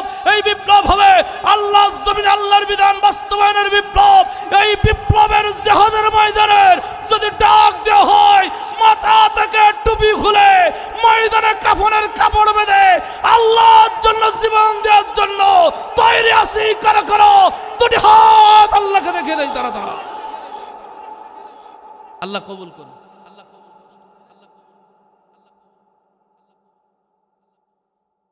আবু জাহাল বলল, আর কার কি প্রস্তাব আছে পেশ করো, মোহাম্মদকে বন্দী করা হবে। ইবলিস শয়তান বলল, না না না, মোহাম্মদকে যদি তোমরা বন্দী করো, ওই মদিনার সম্ভ্রান্ত দুইটা পরিবার আছে, একটা হলো আউস এবং খাজরাজ।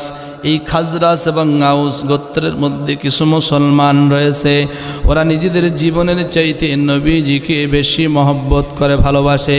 বন্দি করার তথ্য যদি চতুর্দিকে ছড়িয়ে পড়ে, এমনভাবে ভালোবাসে নিজেদের জানকে বাজি রেখে তোমাদের বিরুদ্ধে লড়াই করবে নবীকে ছাড়ানোর জন্য। এটা করা যাবে না, যা করতে হবে গোপনে গোপনে করতে হবে, দিনের বেলা করা যাবে না। সর্বশেষ প্রস্তাব হলো আও ইয়াকতুলুকা।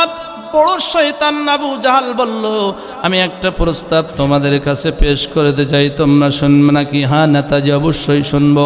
বললে, এই মক্কা নগরীতে মাত্র 11টা গোত্র রয়েছে।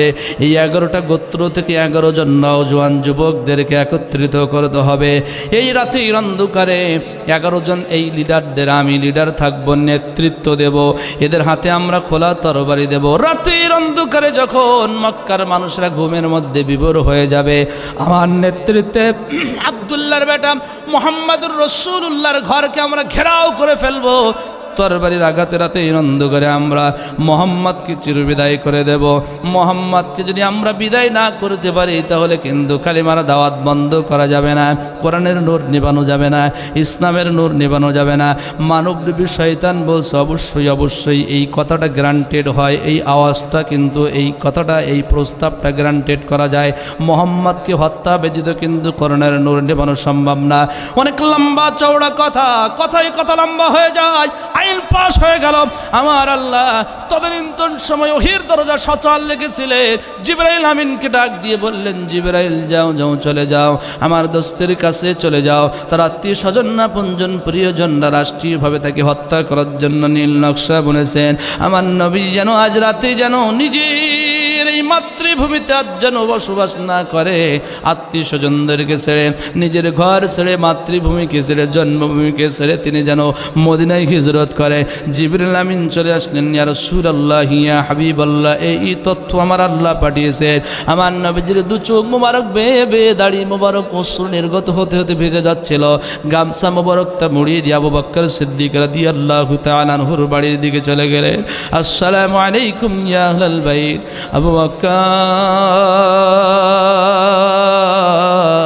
আবু বকর সিদ্দিক রে, লাব্বাইক ওয়া সাদাইক ইয়া রাসূলুল্লাহ, ইয়া হাবিবাল্লাহ। আম্মা জান আয়েশা সিদ্দিকা রাদিয়াল্লাহু তাআলা আনহা বলেন, আমার নবীজি মাঝে মাঝে আব্বা জানের বাড়িতে আসতেন, কিন্তু ঠিক দুপুর বেলা কখনো আসেন নাই। নবীজি দু চোখ দিয়ে পানি যখন অশ্রু নির্গত হচ্ছিল, গামছা দিয়ে মুছতেছিলেন আর চিন্তা করতেছিলেন, হারে কোন মানুষদের কল্যাণ চাইলাম, আমার রক্ত সম্পর্কিত আত্মীয় স্বজনদের ভালো চাইলাম, জাহান্নামের রাস্তা থেকে জান্নাতের রাস্তা চিনাতে চাইলাম, জাহান্নাম থেকে বাঁচাতে চাইলাম, তারাই আজকে আমাকে হত্যা করার জন্য আইন করেছে, নীল নকশা বুনেছে। ও আমার ভাইরা, আল্লাহর কোরআন হাতে নিয়ে বলি, কোনো ওলামায়ে কেরাম দলমত নির্বিশেষে কোনো মানুষদের কল্যাণ চায় না। মসজিদে যখন খতিব সাহেব দোয়া করে, যখন দোয়া করে তখন কিন্তু বলে না যে আওয়ামী লীগের ভাইদেরকে আল্লাহ তুমি হেদায়েত দিও না, বিএনপির ভাইদেরকে হেদায়েত দিও না, জাতীয় পার্টির ভাইদেরকে হেদায়েত দিও না, এই কথা কিন্তু বলে না। ইমাম সাহেব বলে, আল্লাহ আমরা যারা উপস্থিত হয়েছি এবং যারা উপস্থিত হয় নাই, এই পৃথিবীতে যত মানুষেরা বসবাস করে, আল্লাহ সকলকে তুমি নিরাপদে রাখো, সকলকে তুমি সুস্থ রাখো, সকলকে তুমি দিনের জন্য কবুল করো। কোনো ওলামায়ে কেরাম কিন্তু দলমত নির্বিশেষে কারোর অকল্যাণ চাই না, কিন্তু বাংলাদেশে এসে দেখলাম কিছু মানুষ নিজেদেরকে ভুল বুঝলো, ওলামায়ে কেরামদেরকে ভুল বুঝে জেনার মামলা দিয়ে, ধর্ষণের মামলা দিয়ে জেলের মধ্যে বন্দি করেছিল। কথা বলেন ঠিক কিনা? আরো যারা বলেন ঠিক কিনা? হে আবু বকর সিদ্দিক, তোমার ঘরের মধ্যে কি কি আছে? নবীজি প্রশ্নের উত্তরে আবু বকর সিদ্দিক রাদিয়াল্লাহু তাআলা আনহু বললেন, ইয়া রাসূলুল্লাহ, ইয়া হাবিবাল্লাহ, আমার ঘরের মধ্যে শুধুমাত্র আমার কন্যা আয়েশা ছাড়া আর কেউ নাই। নবীজি ঢুকলেন, এবার বিস্তারিত বর্ণনা করলেন। আবু বকর সিদ্দিক রে, মক্কা নগরীতে আর থাকা যাবে না। আমার আল্লাহ নির্দেশ দিয়েছেন মক্কা থেকে মদিনায় হিজরত করার জন্য। আবু বকর সিদ্দিকও কান্দে, আমার নবীজিও কান্দে। আবু বকর সিদ্দিক বলেন, ইয়া রাসূলুল্লাহ, ইয়া হাবিবাল্লাহ, এই মক্কা নগরীতে আমি আপনার সুখ দুঃখের সাথী ছিলাম।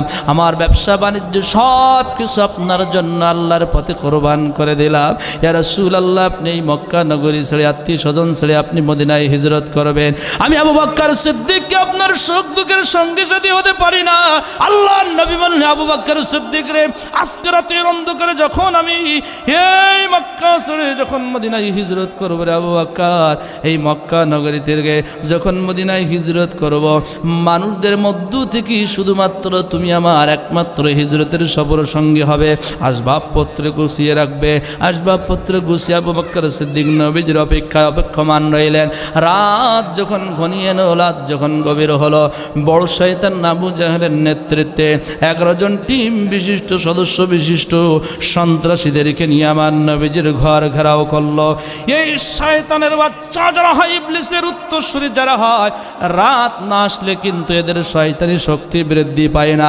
বিগত দিনে আমরা দেখেছি যে সমস্ত ভাইয়েরা দিনের বেলা বলেছে আসসালামু আলাইকুম ওয়া রাহমাতুল্লাহ, ভালো মন্দ জিজ্ঞাসা করেছে, কিন্তু রাত 12টার পরে এসে বলছে, আবু বকর ভাই ভালো আছেন তো, বাড়ি আছেন নাকি? আব্দুল কুদ্দুস ভাই বাড়ি আছেন নাকি? দরজা খুলে বলে, চলেন থানায় যা। মানে রাত না আসলে এদের শক্তি বাড়ে না। বাস্তব না বাস্তব? কথা বলে না। চতুর্দিক দিয়ে ডাকাতদের মতো অতর্কিত একবারে ঘর ঘেরাও। আপনারা তো এই দৃশ্য দেখেন না? আমার সাতক্ষীরা জেলায় যা হয়েছে, আল্লাহ, গেটে তালা লাগানো আছে, সুপারি গাছ বেয়ে বেয়ে, নারকেল গাছ বেয়ে বেয়ে আল্লাহর ওলিরা ভিতর দিকে বলছে আসসালামু আলাইকুম, চলেন। 7 বছর পরে এক আল্লাহর বান্দা কুয়েত থেকে আমার এলাকায় বাড়ি আসছে, বলছে চলেন। বলছে কি জন্য? বলছে আপনার নামে ওয়ারেন্ট আছে। কিসের? কি লাগবে খালি বলেন, চোরাচালানি, হত্যা, ধর্ষণ, খালি ক্লিক করেন, যেটা ক্লিক করবেন সেটাই অ্যাকসেপ্ট হবে। কথা বলেন, কথাই কথা লম্বা হয়ে যায়। আবু জেহেল তার আত্মবিশ্বাস ছিল, কনফিডেন্স ছিল, আজকে আমাদের হাত থেকে মোহাম্মদ বিন আবদুল্লাহকে কেউ বাঁচাতে পারবে না। আজকে আমরা দেখবো টিটকারি মারতেছে আর বলতেছে, রাহিকুল মাকতুম খুলে দেখেন, আল্লামা সফিউর রহমান মোবারকপুরী সুন্দর করে এই ঘটনাগুলো এই কিতাবের মধ্যে সন্নিবেশিত করেছেন। আমার নবীজি দোকান মোবারক দিয়ে শুনতেছেন, আবু জাহাল টিটকারি মারতেছে আর বলতেছে, আজকে আমরা এখানে এসেছি দেখব মোহাম্মদকে আমাদের হাত থেকে কে বাঁচাই। কেউ বাঁচাতে পারবে না, মোহাম্মদের আল্লাহও বাঁচাতে পারবে না। বলেন তো, আল্লাহ যারে বাঁচাই তারে কি কেউ মারতে পারে? একটু জোরে বলেন, পারে?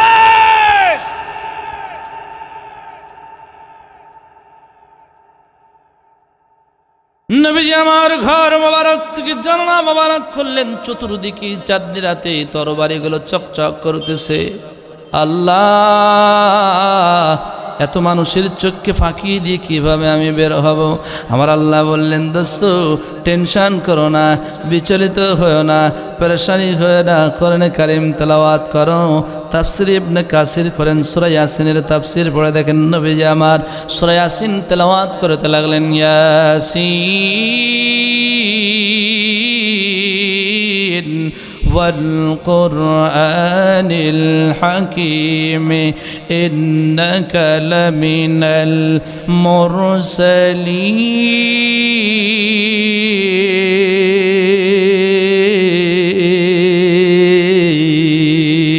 একটু দুটি হাত তুলে বলেন আল্লাহু আকবার। وجعلنا من بين أيديهم صدا ومن خلفهم صدا فأغشيناهم فهم لا يبصرون। এই আয়াত পর্যন্ত যখন তেলাওয়াত করলেন আমার আল্লাহ বললেন, দোস্ত তুমি টেনশন করো না, তোমার হাতে অস্ত্র নাই, তোমার জনশক্তি নাই, তোমার কিন্তু আর্মি নাই, তোমার সৈন্য সামন্ত কিছু নাই, তাতে কি হয়েছে? ওয়ালা তাহিনু ওয়ালা তাহজানু ওয়া আনতুমুল আ'লাউনা ইন কুনতুম মুমিনিন। আল্লাহর নবীকে আমার আল্লাহ বললেন, দোস্ত কোরআনে কারীম তেলাওয়াত করতে করতে তোমার হাতের মধ্যে এক মুষ্টি বালু নাও। নবীজি বললেন, আল্লাহ বালু নিলে কি হবে, আমি বালু নিয়ে কি করব? আল্লাহ বললেন, দোস্ত তুমি বালুটা একটু হাতের মধ্যে তুমি নাও না, তেলাওয়াত করতে করতে কাফের বেঈমানদের দিকে তুমি জানলা দিয়ে ছুঁড়ে মারো না। আল্লাহ ছুঁড়ে মারলে কি হবে? আমার আল্লাহ বললেন, দোস্ত ছুঁড়ে মারার দায়িত্ব তোমার। এই বালুর প্রত্যেকটি কোণা প্রতি কোণা কাফের বেঈমানদের চোখের মধ্যে পৌঁছায় দেওয়ার দায়িত্ব আমি আল্লাহর। নবীজি আমার আত্মবিশ্বাসী কনফিডেন্স হয়ে আমার নবীজি কোরআনে কারীম তেলাওয়াত করতে করতে এই বালুগুলো নিক্ষেপ করলেন। বলেন তো বালু নির্দেশ মানে কার? আর জোরে বলেন কার? বালুগুলোকে আমার আল্লাহ বললেন, বালু খবরদার জমিনে পড়া যাবে না। এক একটা বালুকে আমার আল্লাহ নির্দেশ করলেন, একটা একটা কাটার মতো কাফের বেঈমানদের চোখের মধ্যে ঢুকে গেল। যেই চোখে চলে গেল, ছোট্ট একটা বালু, মোটর সাইকেল চালাচ্ছেন, হঠাৎ করে যদি চোখের মধ্যে পড়ে সব শেষ। কথা বলেন। বালু যখন চলে গেল চোখ এরকম করে ডলতেছে, তরবারি রেখে দিয়েছে। আল্লাহ বলে, দোস্ত সময় চলে যায়, এবার চলে যাও। আমার নবীজির বিছানায় শেখ আলী কাররামাহুল্লাহু ওয়াজহা রাদিয়াল্লাহু তাআলা আনহু শুইয়ে দিলেন। হে আলী, এই সোনাটা তুমি অমুক ব্যক্তির কাছে দেবে, এই টাকাটা তুমি অমুক ব্যক্তির কাছে দেবে, এইটা অমুক ব্যক্তি আমার কাছে আমানত রেখেছিল। এবার নবীজি চলে গেলেন। কাফের বেঈমানদের দৃষ্টি শক্তিকে ফাঁকি দিয়ে আবু বকর সিদ্দিক রাদিয়াল্লাহু তাআলা আনহুকে নিয়ে নবীজি চলে গেলেন। এবার মক্কার একজন সাধারণ মানুষ আসলো, তারা কিন্তু জানে না মুহাম্মদকে যে হত্যা করা হবে এটা সাধারণ মানুষের অবগত ছিল না। কি নেতাজি রাতের অন্ধকারে আব্দুল্লাহর বেটা মুহাম্মদের ঘরের বাইরে কি করতেছেন? মুহাম্মদের মতো তো এই মক্কা নগরীতে নিঃস্ব ব্যক্তি কেউ নাই, অসহায় ব্যক্তি তো কেউ নয়, কেন এখানে আপনারা অপেক্ষা করতেছেন? বলছে মুহাম্মদকে আমরা কতল করব, হত্যা করব।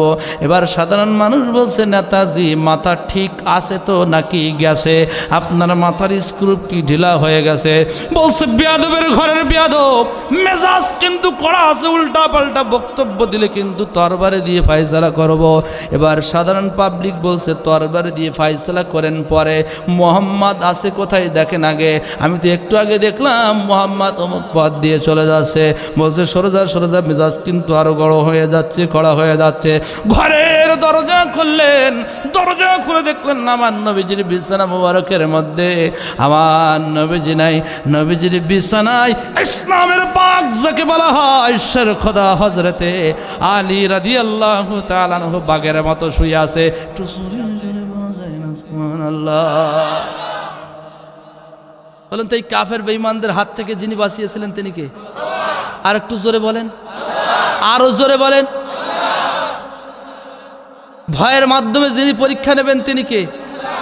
কোরআনের কথা বললে, কোরআনের পথে থাকলে হুমকি ধামকি ভয় জেল জুলুম আসবে কি আসবে না? জোরে বলেন, আসবে কি আসবে না? ইমানদাররা ইমানের পথে থাকতে গেলে জেল আসবে, জুলুম আসবে, নির্যাতন আসবে, মিথ্যা মামলার আসামি হবে। এ পথ কাটাযুক্ত পথ, রক্তের পর রক্ত বয়ে যাবে, বন্যার পর বন্যা বয়ে যাবে। বিগত দিনে আমরা দেখেছি ইসলামী আন্দোলনের কর্মীদের বিরুদ্ধে মিথ্যা মামলা, জেলের মধ্যে বন্দী, ফাঁসির রশিদে ঝুলিয়ে মৃত্যুদণ্ড। তারপরেও ইমান বিক্রি করে নাই, কারণ ইমানদাররা জানে আমরা ইমানের পথে থাকতে গিয়ে বদরে রক্ত দিয়েছি, উহুদে রক্ত দিয়েছি, খন্দকে রক্ত দিয়েছি, তাবুকে রক্ত দিয়েছি, শাপলা চত্বরে 5 মে রক্ত দিয়েছি, 28 অক্টোবর রক্ত দিয়েছি, 24 আমরা রক্ত দিয়েছি, 5 আগস্ট রক্ত দিয়েছি। প্রয়োজনে দিনের জন্য, ইসলামের জন্য রক্ত দেব, জীবন দেব, ইমান দেব না। রাজি আছেন কারা কারা? দুটি হাত দেখিয়ে দেন তারা। আল্লাহ কবুল করুন। বলে না আমি আরো জোরে। তাহলে আমার নবীকে দেশ থেকে তাড়িয়ে দেওয়ার ষড়যন্ত্র হয়েছিল কি হয় নাই? ভয় দেখানো হয়েছিল কি হয় নাই? এবার আসেন দেখেন, এটা তো নবীজির চাচা আত্মীয় স্বজনরা ভয় দেখালো। সাধারণ আমি এখানে বক্তব্য দিচ্ছি, আমার দূরের আত্মীয় অথবা আপনি বক্তব্য দিচ্ছেন, দূরের আত্মীয় স্বজন আপনাকে থ্রেট দিতে পারে, অমুক দলের লোক থ্রেট দিতে পারে, কোরআন বিদ্বেষীরা থ্রেট দিতে পারে, এটা কিন্তু স্বাভাবিক। কিন্তু নিজের জন্মদাতা পিতা, যার ঐরসে জন্ম হয়, ওই পিতা থ্রেট দেবে, এটা স্বাভাবিক না অস্বাভাবিক? কিছু বুঝাতে পারলাম না আমি। অস্বাভাবিক। এটা কি অস্বাভাবিক? বাবা থ্রেট দিচ্ছে, এটা স্বাভাবিক? দূরের চাচা বা আত্মীয় স্বজন যার সঙ্গে আমার সম্পর্ক নাই, সে থ্রেট দেবে, এটা স্বাভাবিক। কিন্তু বাবা থ্রেট দেবে, এটা স্বাভাবিক না। আল্লাহর খলিল ইব্রাহিম আলাইহিসসালামকে তার জন্মদাতা পিতা কি থ্রেট দিয়েছিল বলেই দ্বিতীয় নম্বর সাবজেক্টে আমি চলে যাচ্ছি। অনেক লম্বা কথা, আপনারা কি বিরক্ত হচ্ছেন? ওয়াজ কিন্তু কেবল শুরু হচ্ছে, কিন্তু আপনারা বাড়ি যাওয়াও শুরু করে দিচ্ছেন। না, 12টা পার করবো না, সমস্যা নেই, তার আগে শেষ করে দেবেন। আপনাদের ধৈর্যচ্যুত হোক, এটা আমি করব না, কারণ আমাদের প্রতিদিন মাহফিল করতে হয়। আর আমার আব্বা এ মাসের 18 তারিখে ব্রেন স্ট্রোক করছে, হসপিটালে ছিল। আমি গত 2 দিন আগে বাড়িতে রেখে আসছি। আজকেও আমি আসতেছিলাম, আমার রফিকুল ভাই উনি বলছে আমার চোখ দিয়ে পানি চলে আসছে, মানে আসতে দেরি হচ্ছে, এই কারণে মনে মনে ভাবতেছে মনে হয় হুজুর আসবে না। আমি আমার আব্বা স্ট্রোক করছিল, তারপর আমি মাহফিল মিস করি নাই। আমরা ভেবেছিলাম মনে হয় আব্বাজানকে আর দেখতে পাবো না। মানে মৃত্যুর পূর্বে যত আলামত মানুষের প্রকাশিত হয়, হাদিস থেকে জানতে পেরেছি, সব ওই সময় আমার আব্বা যখন অসুস্থ হয়ে গিয়েছিল সব প্রকাশিত হয়েছিল। কিন্তু যত বিপদ আপদ আসুক, আল্লাহ যদি বাঁচিয়ে রাখে, কেউ মারতে পারে? জোরে বলেন। অতএব আমি এসেছি, কথা আপনাদের ধৈর্যচ্যুত করবো না, একটু দোয়া নেওয়ার জন্য। আমি দুনিয়া লোভী কোনো বক্তা না, আমি শুধু ওয়াজ করে খাই না। আমার বাড়িতে গরুর খামার আছে, আমার কি বলে ছাগলের খামার আছে, চিংড়ি মাছের চাষ করি আমি, শুধু ওয়াজ করে খাই না। এখন কিছু কিছু হুজুরিরা কিন্তু এটা ধান্দাবাজি করে খায়, টাকা না দিলে মঞ্চে যায় না। কথা বলে না, কষ্ট পেলেন? সম্মানিত ভাই এবং বাজিরা আমার, ইব্রাহিম খলিলুল্লাহ আলাইহিসসালাম তার পিতাকে ডাকলেন, কারণ আগে ঘর ঠিক করতে হবে, তারপরে পর ঠিক করতে হবে। আমার ভাই যদি সুদ খায়, আমি যদি সুদের ওয়াজ করি, মানুষেরা বলবে হুজুর তোমার ভাইকে আগে সুদ থেকে ফিরিয়ে আনো, তোমার বাবাকে আগে নামাজি বানানোর জন্য চেষ্টা করে, নিজের ঘর আগে ঠিক করো, তারপরে পর ঠিক করতে আসো। কথা বলেন ঠিক কিনা? ইব্রাহিম আলাইহিসসালাম তার পিতা আজরকে ডাকলেন। আল্লাহর কোরআন সূরার নাম সূরাতুল আল আনআম 7 নম্বর পারার 16 নম্বর পৃষ্ঠার 2 নম্বর লাইনে, ওয়া ইযা ক্বালা ইব্রাহিমু লিআবিহি আযারা আতাত্তাখিযু আসনামান আলিহা ইন্নী আরাকা ওয়া কওমাকা ফি দালালিম মুবিন। হে আমার সম্মানিত পিতা আজর, তুমি এবং তোমার কওমের মানুষরা আমি দেখতে পাচ্ছি লাতের পূজা করো, মানতের পূজা করো, হবলের পূজা করো, চন্দ্রের পূজা করো, সূর্যের পূজা করো। এই যে তোমরা মূর্তির উপাসনা করো, নিঃসন্দেহে তোমরা গুমরাহির মধ্যে রয়েছো, জাহান্নামের দিকে লাফি দালালিম মুবিন, তোমরা পথভ্রষ্টতার মধ্যে নিমজ্জিত। তোমরা কি দেখো না বিশাল বিস্তৃত আকাশ সৃষ্টি করেছেন আল্লাহ, জমিন সৃষ্টি করেছেন আল্লাহ, পাহাড় পর্বত সৃষ্টি করেছেন আল্লাহ। তোমরা তো নমরুদকে খোদা হিসেবে মানো, নমরুদকে ইলাহ হিসেবে মানো। ওই নমরুদকে কে সৃষ্টি করেছেন? নমরুদের খোদাকে। ইব্রাহিম খলিলুল্লাহর পিতা আজর বললেন, বাবারে খবরদার খবরদার, এই কথা আর বলি না, তওবা তওবা, এমন কথা আর বলে না, এই কথা তুমি বলো না। তার মা এবং তার বাবা প্রাথমিকভাবে কিন্তু তাকে বোঝানোর চেষ্টা করলো, কিন্তু আল্লাহর খলিল বললেন না না না, তোমাদের খোদা নমরুদের খোদা কি আমাকে একটু বলতে হবে। নমরুদের যখন পেট ব্যথা করে তখন সে কার কাছে সাহায্য চায়? নমরুদের যখন মাথা ব্যথা করে তখন মাথা ব্যথা থেকে পরিত্রাণ পাওয়ার জন্য কার কাছে সাহায্য চায়? নমরুদকে কে সৃষ্টি করেছেন এই কথা বলতে হবে। যখন ইব্রাহিম খলিলুল্লাহকে বুঝাতে ব্যর্থ হলেন, ইব্রাহিম আলাইহিসসালাতু ওয়াসসালামের পিতা এবার কি বললেন দেখেন, সূরার নাম সূরা তাহা। আল্লাহ রাব্বুল আলামিন বলেন, ক্বালা রাগিবুন আনতা আন আলিহাতি ইয়া ইব্রাহিম লাইন লাম তানতাহি লাআরজুমান্নাকা ওয়াহজুরনি মালিয়া।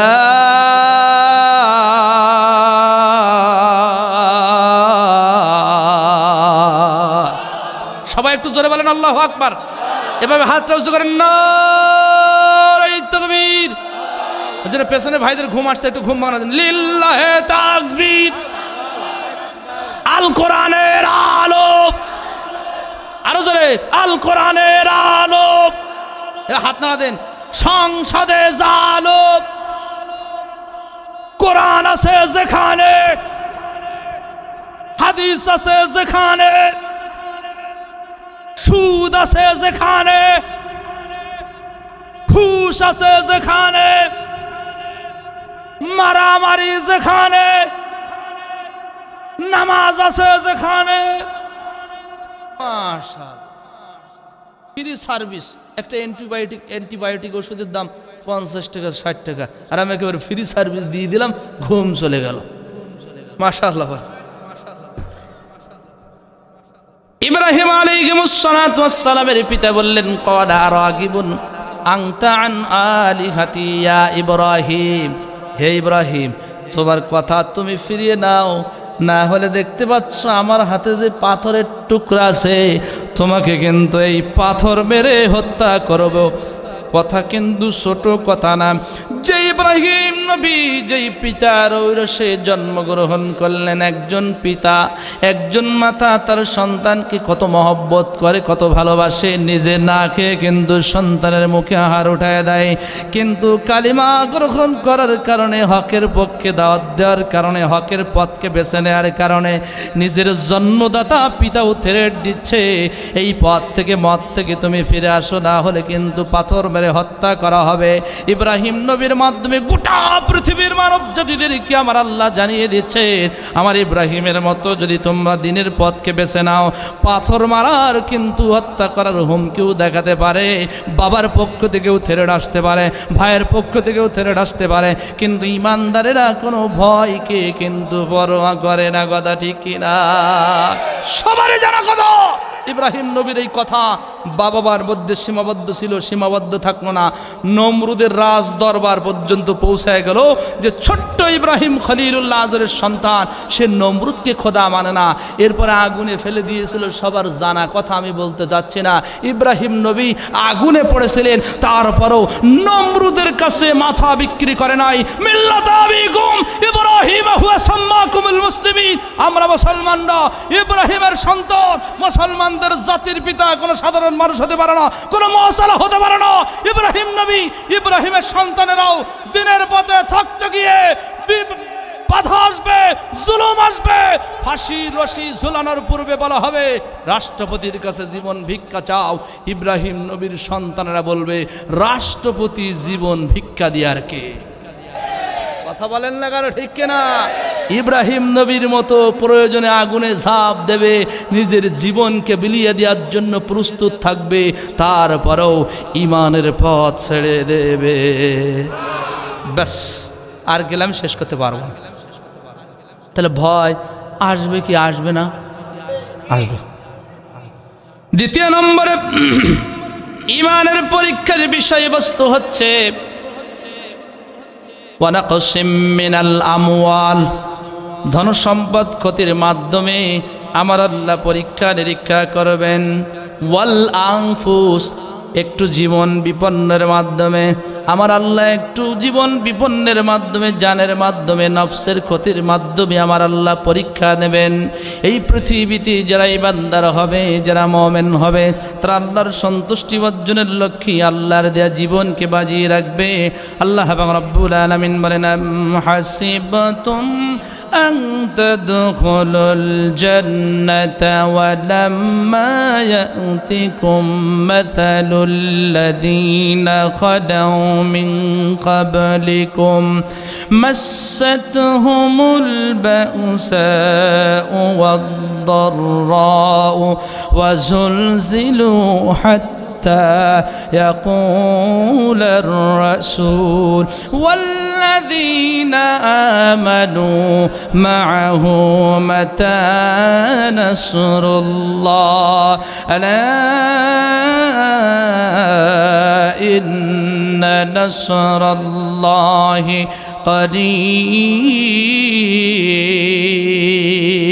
قريب। আমার আল্লাহ অবশ্যই পরীক্ষা নেবেন। ইতিপূর্বে যারা নবী ছিল, ইমানদার ছিল, তাদের বুক পর্যন্ত গাড়া হতো এবং করাত দিয়ে চেরা হতো, তাদের উপর জুলুম করা হয়েছে। হযরতে জাকারিয়া আলাইহিমুসসালাতু ওয়াসসালামকে করাত দিয়ে চেরা হয়েছে। অন্যান্য নবী আলাইহিমুসসালাতু ওয়াসসালামরা কাফের বেঈমানদের হাতে জুলুম নির্যাতনের শিকার হয়েছেন। আমার আল্লাহ বলছেন নির্যাতন আসবে, বিপদ আপদ আসবে। ওয়াল্লাযীনা আমানু মাআহু মাতা নাসরুল্লাহ। ইতিপূর্বে এত জুলুম নির্যাতন করা হয়েছিল, নবী এবং ইমানদাররা আল্লাহর কাছে বলেছিল, আল্লাহ তোমার সাহায্য কি আর আসবে না? আল্লাহ আমাদের উপরে কি তোমার দয়াময় হয় না? আল্লাহ তোমার কি করুণা হয় না?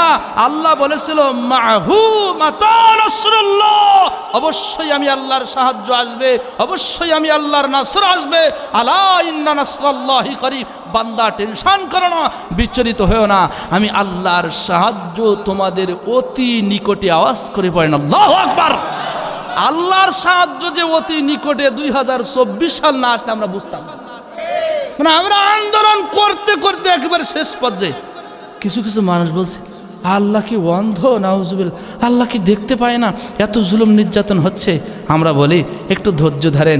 দেখেন আমরা যখন একবারে হাল ছেড়ে দিলাম, 24 আসলো, ছোট্ট ছোট্ট আমার ভাই বোনদের মাধ্যমে আল্লাহ এমন বিজয় দিয়ে দিলেন যা বাংলাদেশের মানুষ কখনো কল্পনা করতে পারে না।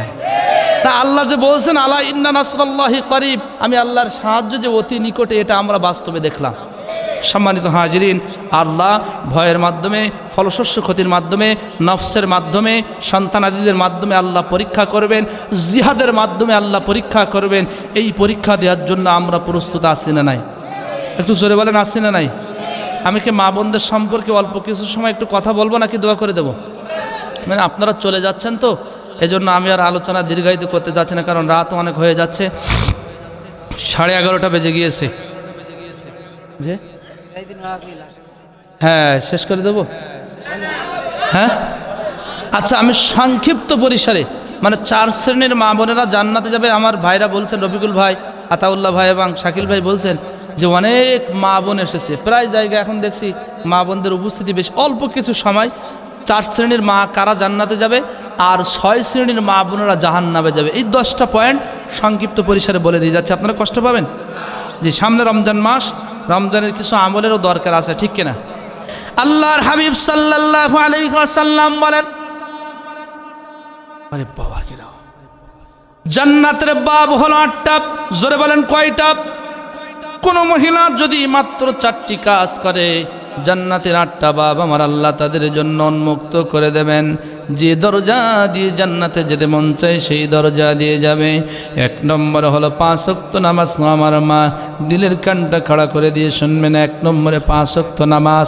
নামাজ নারী পুরুষ উভয়ের জন্য কিন্তু আমার আল্লাহ ফরজ করেছেন। আল্লাহ বলছেন, বান্দা দাঁড়িয়ে না পড়তে পারলে বসে পড়ো, বসে না পড়তে পারলে তুমি শুয়ে পড়ো, ইশারায় পড়ো, কিন্তু কোনো অবস্থাতেই একজন সুস্থ মস্তিষ্কের মানুষদের জন্য আমার আল্লাহ কিন্তু নামাজ কিন্তু মাফ নাই। আল্লাহ অবশ্যই নামাজ কিন্তু অবধারিত করেছেন। নবীজি আমার বলেন 1 নম্বরে হচ্ছে নামাজ। দ্বিতীয় নম্বরে হচ্ছে রমাদানুল মুবারকের রোজা, সামনে সিয়াম সাধনার মাস আসতেছে, সিয়াম সাধনা করবেন। 3 নম্বরে আমার নবীজি বলছেন স্বামীর আনুগত্য, স্বামীর খেদমত। 4 নম্বরে হলো পর্দায় থাকা, নিজের সতীত্বের হেফাজত করা। আলহামদুলিল্লাহ, মাশাআল্লাহ, বাংলাদেশ, ভারত এবং নেপাল আমি সফর করে যেটা দেখলাম, আমার বাংলাদেশ, ভারত, নেপালের মা বোনেরা নামাজ শুধু ফরজ পড়ে না, নফল নামাজ পড়ে, এবং পুরুষ জাতিদের চাইতে কিন্তু মা বোনেরা একটু নফল নামাজ বেশি পড়ে। আমি লক্ষ্য করে দেখেছি বা মানুষদের কাছে শুনেছি।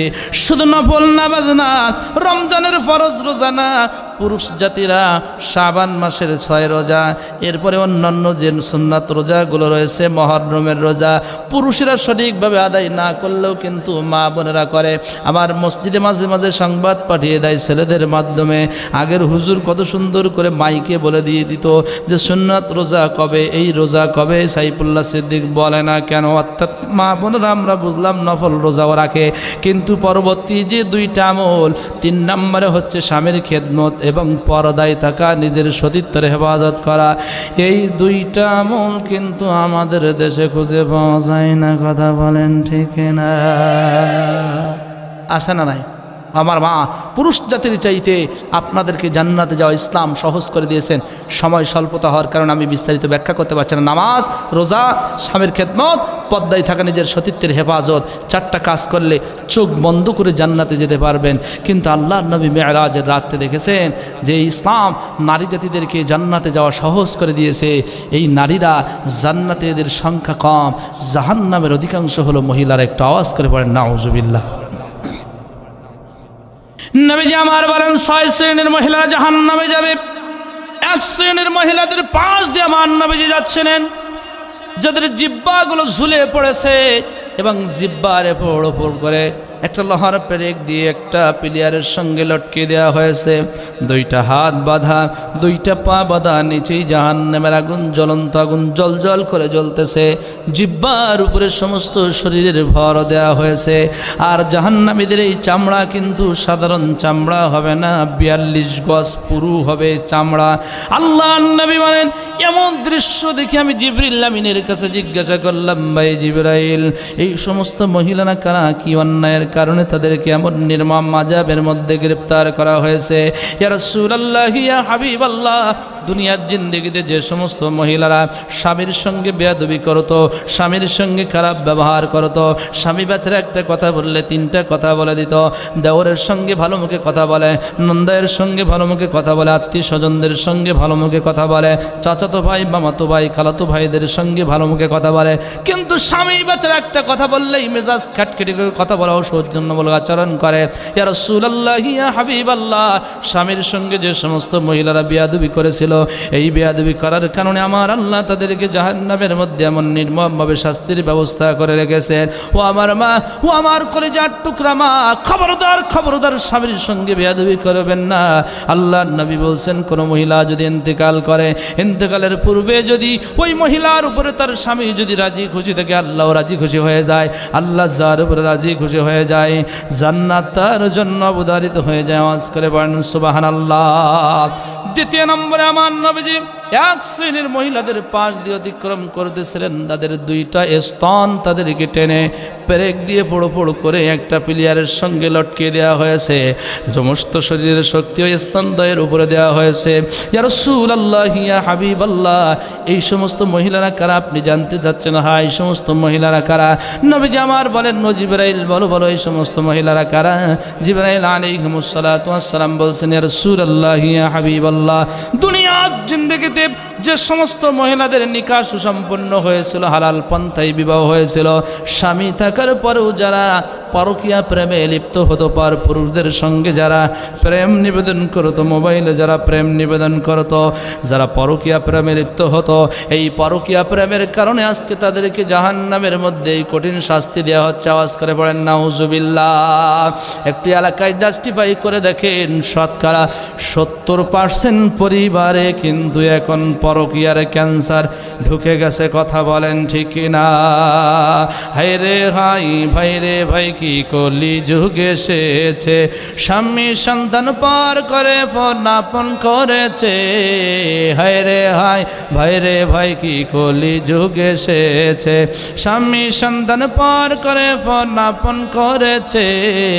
হায় রে হাই ভাই রে ভাই, কি কলি যুগ এসেছে।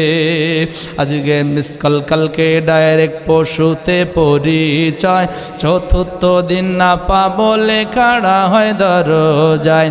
আজকে মিসকল কালকে ডাইরেক্ট পশুতে পরিচয়, চতুর্থ দিন না পাবো লেখাড়া হয় দরজায়। স্বামী জিজ্ঞেস করলে বলে আত্মীয় এসেছে। হায় রে হাই ভাই রে ভাই, কলি যুগ এসেছে, স্বামী সন্তান পার করে ফোনাপন করেছে। হায় রে হাই ভাই রে ভাই, কি কলি যুগ এসেছে। বলেন তো পরকীয়া প্রেম আছে না নাই? নিজের স্বামী আছে, নিজের স্ত্রী আছে, তারপরও পরকীয়া প্রেম লিপ্ত হচ্ছে। যাই হোক, অনেক লম্বা কথা। 3 নম্বর গেল। 4 নম্বরে আল্লাহর হাবিব সাল্লাল্লাহু আলাইহি ওয়াসাল্লাম বলছেন, মা বোনেরা মাসে একবার অসুস্থ হয়, এই অসুস্থতা থেকে পবিত্রতা অর্জনে যে সমস্ত মা বোনেরা একটু পবিত্রতা অর্জন করতে যারা দীর্ঘায়িত করে, তাদেরকে আমি জাহান্নামে দেখেছি। 5 নম্বরে যারা গীবত করে, মিথ্যা কথা বলে। 6 নম্বরে যারা অন্যের পরিবারের সুখ শান্তি দেখে হিংসা করে। কিছু কিছু মা বোনদের অন্যের পরিবারের সুখ দেখে শান্তি দেখে হিংসা হয়, তারা কিন্তু সহ্য করতে পারে না।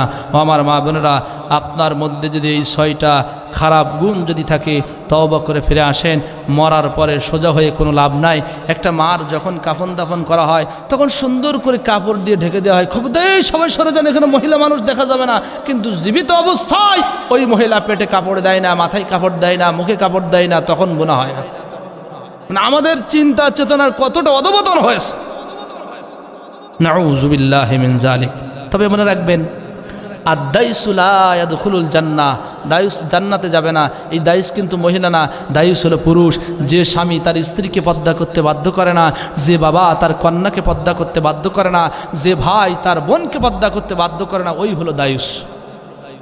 এবার বাড়ি থেকে চিন্তা করে দেখেন, আমার স্ত্রী পর্দায় থাকে তো, আমার বোন পর্দায় থাকে তো, আমার মা পর্দায় থাকে তো, আমার সন্তান পর্দায় থাকে তো। চিন্তা ফিকির করেন। আল্লাহ তাআলা আমাদের সকলকে কোরআন সুন্নাহর সঠিক বুঝদান করুন।